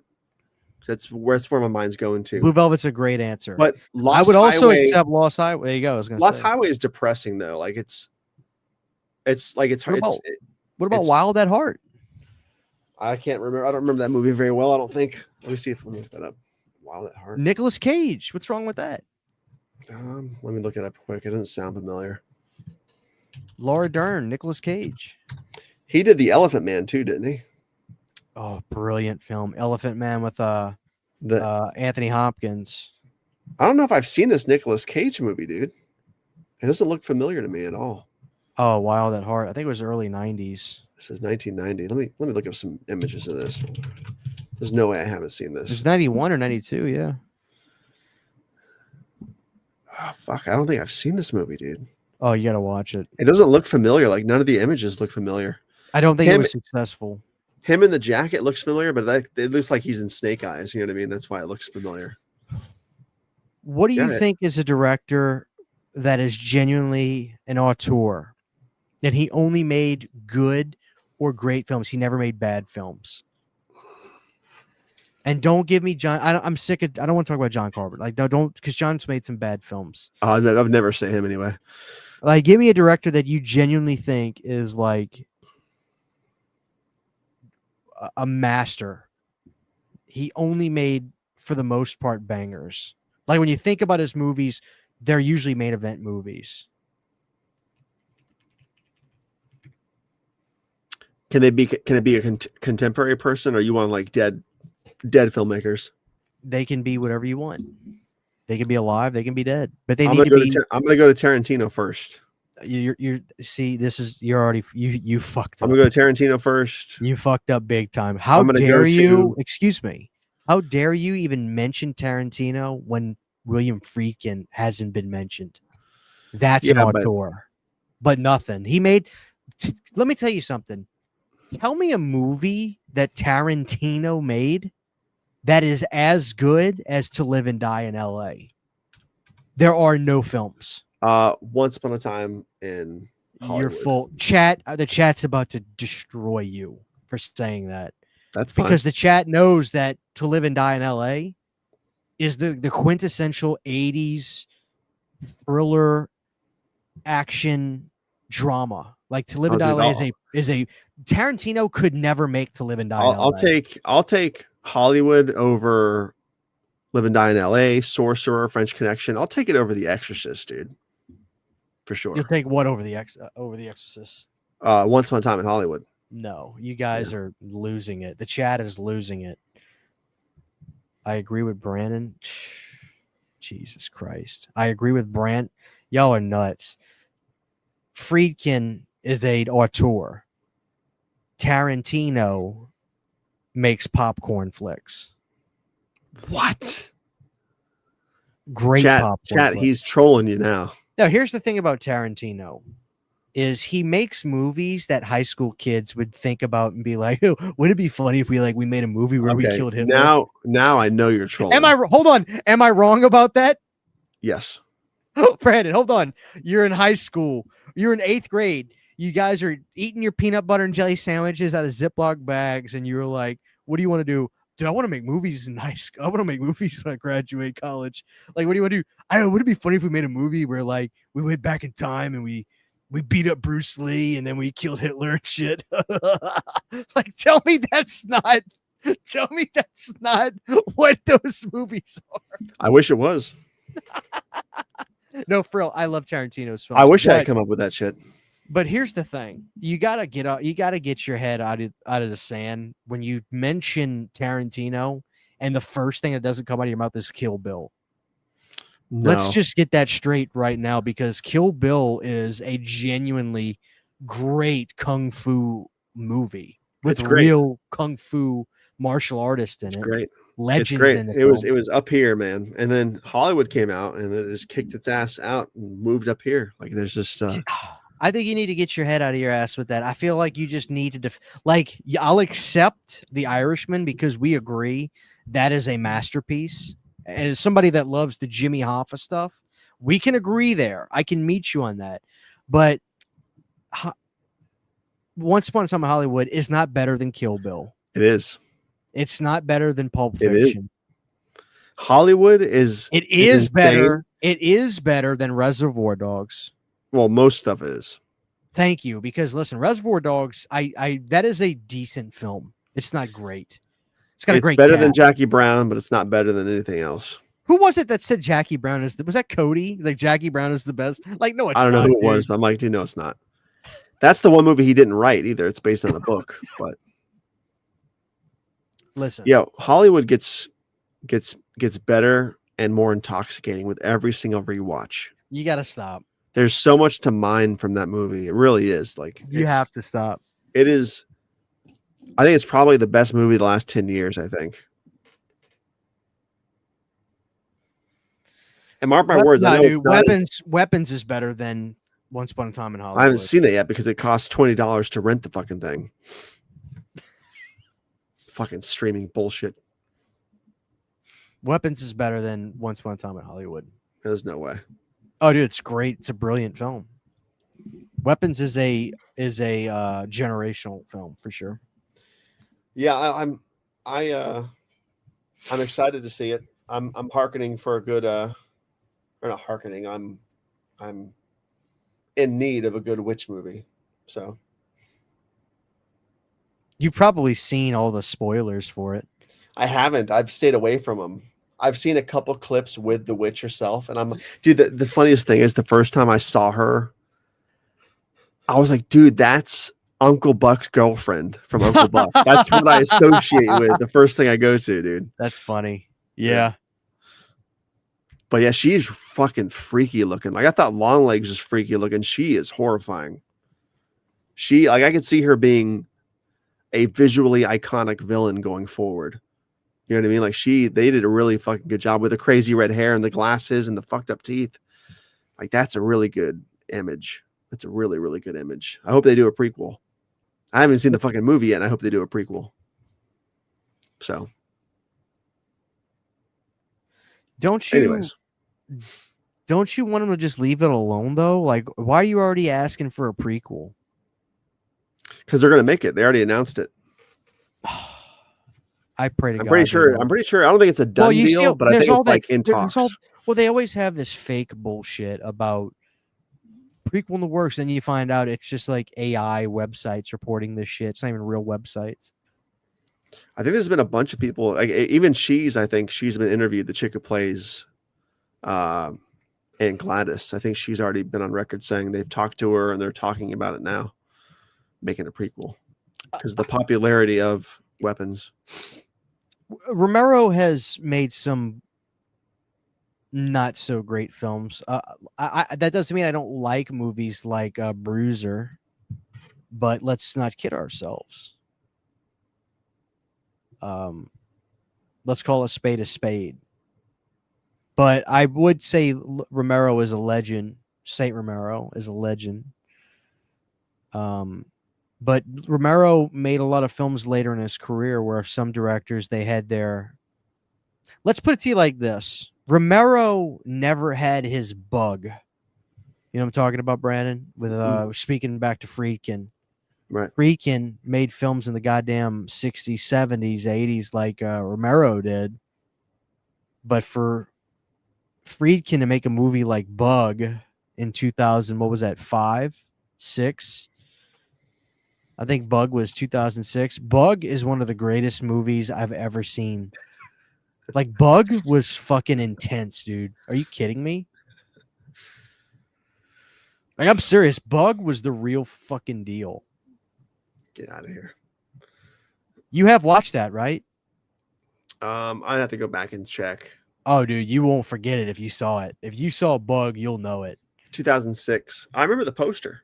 If you saw Bug, you will fucking know it. You don't forget Bug. This movie was insane. Oh shit! Is that Michael Shannon? It is Michael Shannon, dude. I got to see this movie. I don't think I saw this. I think it was. This is not what I thought you were referring to. Oh, dude, that's You said what I'm Bug. saying. Bug. Friedkin was like well into his 60s when he did that, and for him to make that movie was shocking. Yeah, it looks How pretty good crazy. it was. It was Looks crazy. shocking. I'm gonna have to see if this is on streaming. Add this to my October list, maybe. Is it a horror or is it like a sci-fi thriller? Oh, dude, it's a Body horror like The psychological- Fly. It's about like mind. I don't even want to. Yeah, say don't say anything. Don't say anything. Let me I'll put this on the let me go list. grab my phone. Let me go grab my phone. Harry Connick Jr.'s in it too. The first thing I still associate with Harry Connick Jr. still, it's not the music. It's still Independence Day, dude. It's always the first thing I think of when I think about Harry Connick Jr. is Independence Day. That scene with Will Smith. He's like, "This is a wedding ring." It looks like he's proposing to him in the shower. God damn, Independence Day was such a classic. Talk about crazy theater experiences. I saw Independence Day, I think, in theaters 4 or 5 times. That movie was such a monumental, crazy zeitgeist movie that my fucking grandparents went to the theaters to see it, and I went with them. And they never went to the theaters, but they went and seen it. My grandpa was in a wheelchair, and he went and fucking saw Independence Day in theaters. That movie was so crazy when it came out in 96 or 97. What a fucking zeitgeist popcorn movie that was, dude. I digress.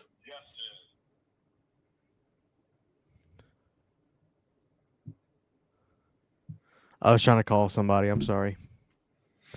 All right. I want to agree with that, but I really think David Cronenberg needs to get his head out of his ass and just try to make his movies.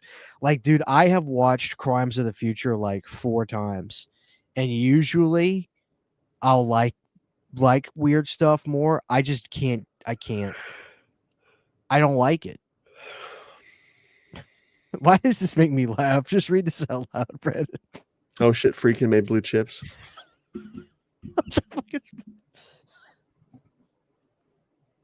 I think Cronenberg's had his best run in the 80s. I hate the movie Crash. Like, I thought it was the dumbest thing I've ever seen. Have you seen that? Crash. Where people get off on getting in literal car crashes. It's so stupid. I hate it. No, I don't think so. No, I haven't got my Elm Street stuff yet. Hopefully this early next week. I really pray those movies look good. I've already had people say, Christian, those special features were trash. And I'm just like, well, I guess I got hosed. That guy said that all that stuff was on him. I'm so bummed out, you know, but I don't know. I pray to God that those movies look good. I pray to God that I've heard some people say that they saw the movies in the theaters, and honestly, the reception was kind of lukewarm on some of them. I've heard some people say that part 3 they changed sound effects and shit, and the movie was really dark. And other people said that part 2 looked phenomenal, but they didn't like 3, and then stuff like that. So I don't know. I'm excited to watch him though. I'll tell you that. Not ready. Let me try calling him again. Hold on.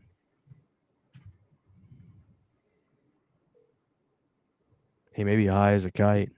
Are you calling Justin? Yeah, I was trying to call I Justin. knew it.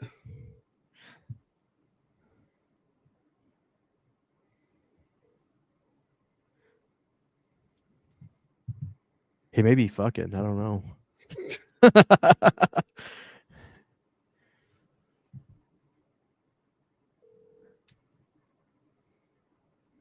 Hell yeah. He didn't. He might be sleeping. Anyway. Oh yeah, that's cool. If I saw it, I might get it, but I've got all the individual releases for those. So, Brandon, we still have 173 people with us right now, guys. Please drop a like if you haven't. This is one of those shows where people just kind of came in slower tonight, but once they came in, we were rocking and rolling. I thought you were talking about Crash, where people get off on being raped. Is that the same movie? I don't remember that. Let me Google that now. No, they're like got off on getting in actual car crashes. There was a Crash movie from the either late 90s or early 2000s. It was sort of like a bunch of stories interwoven in the vein of Magnolia or Grand Canyon or Singles or Parenthood. Okay, I And, see like, one. The Had Matt crash. Dillon and stuff. Okay, the crash that just came up when I Googled it is Matt Dillon, Sandra Bullock. Let me It's a read good what that's movie. about. It's a fucked up movie, but it's a good movie. Writer We watched that director in film Paul school. Haggis interweaves several connected stories about race, class, family, and gender in L.A. in the aftermath of 9/11. Characters include a distraught attorney, Brendan Fraser. Mhm. Brendan Fraser's in it. I think so. Keith David's in it. Brendan Fraser and his casually prejudiced wife Sandra Bullock dating police detectives Graham and Rhea, a victimized Middle Eastern store owner and a wealthy African American couple, humiliated by a traffic stop. Matt Dillon. Oh wow, that sounds great, man. Oh, that's Ludacris is in. That's when Ludacris was really popular. He was in everything. No, the crash I'm thinking of is from '96. Who directed that? Paul Haggis. Oh wow. Crash is good. You should watch Crash. You should watch Magnolia if you haven't seen it. You should watch Parenthood. You should watch Singles. You should watch Grand Canyon. Parenthood. You think about the Steve Martin. 1989? Parenthood's a masterpiece. It has like the interweaving stories. If you haven't seen Yeah, Grand Canyon, I think Grand Canyon is the best example of those interweaving stories movies. But it's a movie. You've seen called, Grand Canyon, haven't you? It has I've seen Kevin Chevy Kline. Chase. Has Kevin Kline, has Danny Glover, Steve Martin. 1991. Yeah, it's a great fucking movie. Let me read what the plot is. It's a really good diverse movie. group of characters are thrown through chance encounters while coping with urban chaos in LA. The main focus is the growing friendship between an immigrant lawyer and a tow truck driver who meet when Kline's car breaks down in a crime-ridden neighborhood. That's Wow, a really Steve tense Martin, scene, dude. Mary McDonald. She was in everything for a while. Yeah. I don't see her anymore. Dude, Grand Canyon, like out of all those, you should make it a point to watch it. It's a fucking great movie. It's a really underrated movie. It's not talked about enough, but it's fucking fantastic. What is a movie that you watched that was so good you couldn't believe it? Like it could be a drama or like a suspenseful, like intense, emotionally driven movie. Like I could tell you what it is for me. That Sydney was like, just watch this movie and see how good it is. I watched a movie a couple years ago. I think it was the best movie I've ever seen. It was called Prisoners with Jake Gyllenhaal. Have you seen that? I have not, but I've heard good things about it. I've never seen a movie done that well and feel like that in my life. You have to watch that. That's your homework for me is watch Prisoners. There's so many good movies you're asking about I could think of, but I can't think of anything off the top of my head right now that I would want to say out loud. Well, I'll tell you what fucked me up as well. People kept telling me about Harmony Korine, and I was always one of those people that like knew about Harmony and loved his David Letterman interviews were hysterical. Well, Harmony, how's everything going with the new film? Well, I got a buddy who likes to smell paint cans, and he was smelling the paint cans, and he started asking me about kangaroos, and I said, well, they're in Australia, and so then we decided to just book some plane tickets, and by the time we got there, like, we didn't really know that we were there to look at kangaroos, so then we came back home, and then he asked about kangaroos again, so then he went, like, that was his interviews on David Letterman, like, they were stupid. So I actually watched Gummo. Gummo's a fucked up again. movie. I watched it again, but I'm gonna be honest with you, Brandon. I don't get it.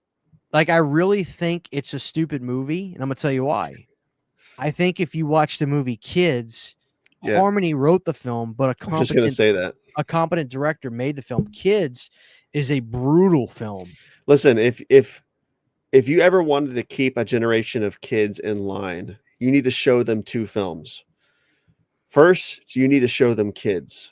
It's an absolute, like, I don't see how people can enjoy Kids. Like, you don't hear anybody say, "Oh, Kids is awesome. Let's watch Kids." It's like, no, I saw that movie 20 years ago and it was fucked up. I don't need to see it again. But it's a very powerful film in that way, right? Oh, it makes you so angry. Show that to kids, like, preteen teens, keep them straight. Don't fucking, like, the Kids is a fucked up movie. Keep them straight in line. Don't hang out with the wrong kids. Don't, whatever. The Kids is a really screwed up movie. Anyways, and the second would be Requiem for a Dream. Those two back to back, you will keep a generation of kids off drugs, from premarital sex, rape, all that shit, dude. You know what I mean? Like, those two movies are Requiem was great. They did my girl wrong at the end, man. really depressing. That's a fucking depressing movie, dude. All right, people are saying to watch the movie Bully from 2001. As Bobby can't lay bleeding on July 4th, 93, he called out for help and then mercy from his friends. Their response was quick and deliberate. Larry Clark's Bully chronicles the incident that would leave a community stunned, parents nonplussed and heartbroken, and a group of defendants convicted of a brutal crime for which they never repented. What the hell?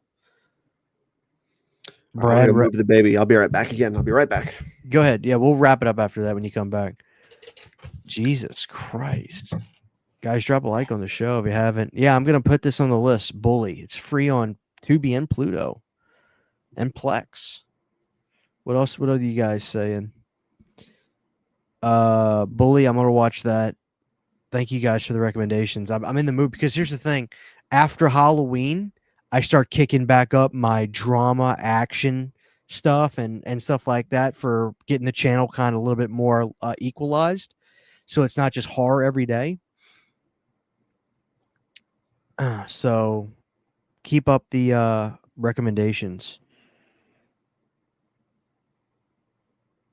I watched Big Bully with Rick Moranis and Tom Arnold. That movie's funny.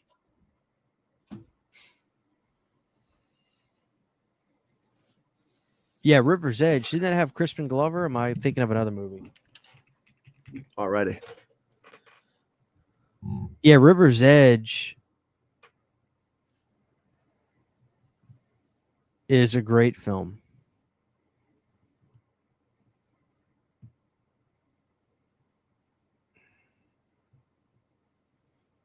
All right, Brand, we were just talking about disturbing movies. I love Pig. I thought that was a fantastic Nicolas Cage film. The funniest thing about Pig, Brandon, is in the special features, he goes and stays. There's this, like, I think he was somewhat of a chef, the character that he was playing. So Nicolas Cage went and mentored with this professional chef for a couple days. And, the chef is making really nice meals and, he's helping out Nick with certain stuff. And the chef was like, "This is one of my favorite foods right here. I just love these organic blah, blah, blah pepper." And then Nicolas Cage trying to be as highfalutin as the chef. And he was like, "And, I love tortilla chips. It's that crunch." And he's trying to be like dead ass about it. You have to watch the special features. It's so funny. Oh, man. Suburbia from 1984. Let's see.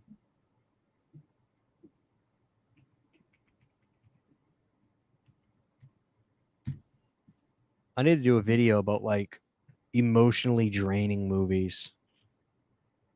When household tensions and a sense of worthlessness overcome teenage Evan, he finds an escape with the orphans of a throwaway society, a group of punk rockers. Okay.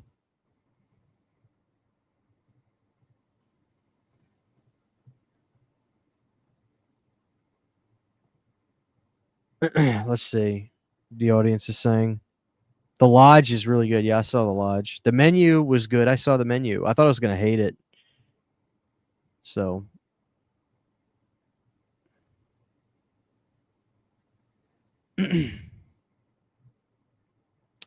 what's up, Bubba Staunch on music? What's up? Is this somebody personally that knows me? Because only my family calls me that. Maybe it is. I don't know. Who is that? Staunch on music. Yeah, I loved not the I wanted to say The Color Purple. That's Whoopi Goldberg. What's that movie, Brandon? The what's that movie that Nicolas Cage did? It's an HP Lovecraft Color Out of movie. Space. Color Out of Space. I haven't seen it. I heard I good things though. loved it. Oh my Yeah. god, it's great. I haven't seen Mandy either. Yeah, Society's fantastic. Oh, dude, Mandy's good. I like Color Out of Space better, but people love Mandy. Oh my god, they love Mandy.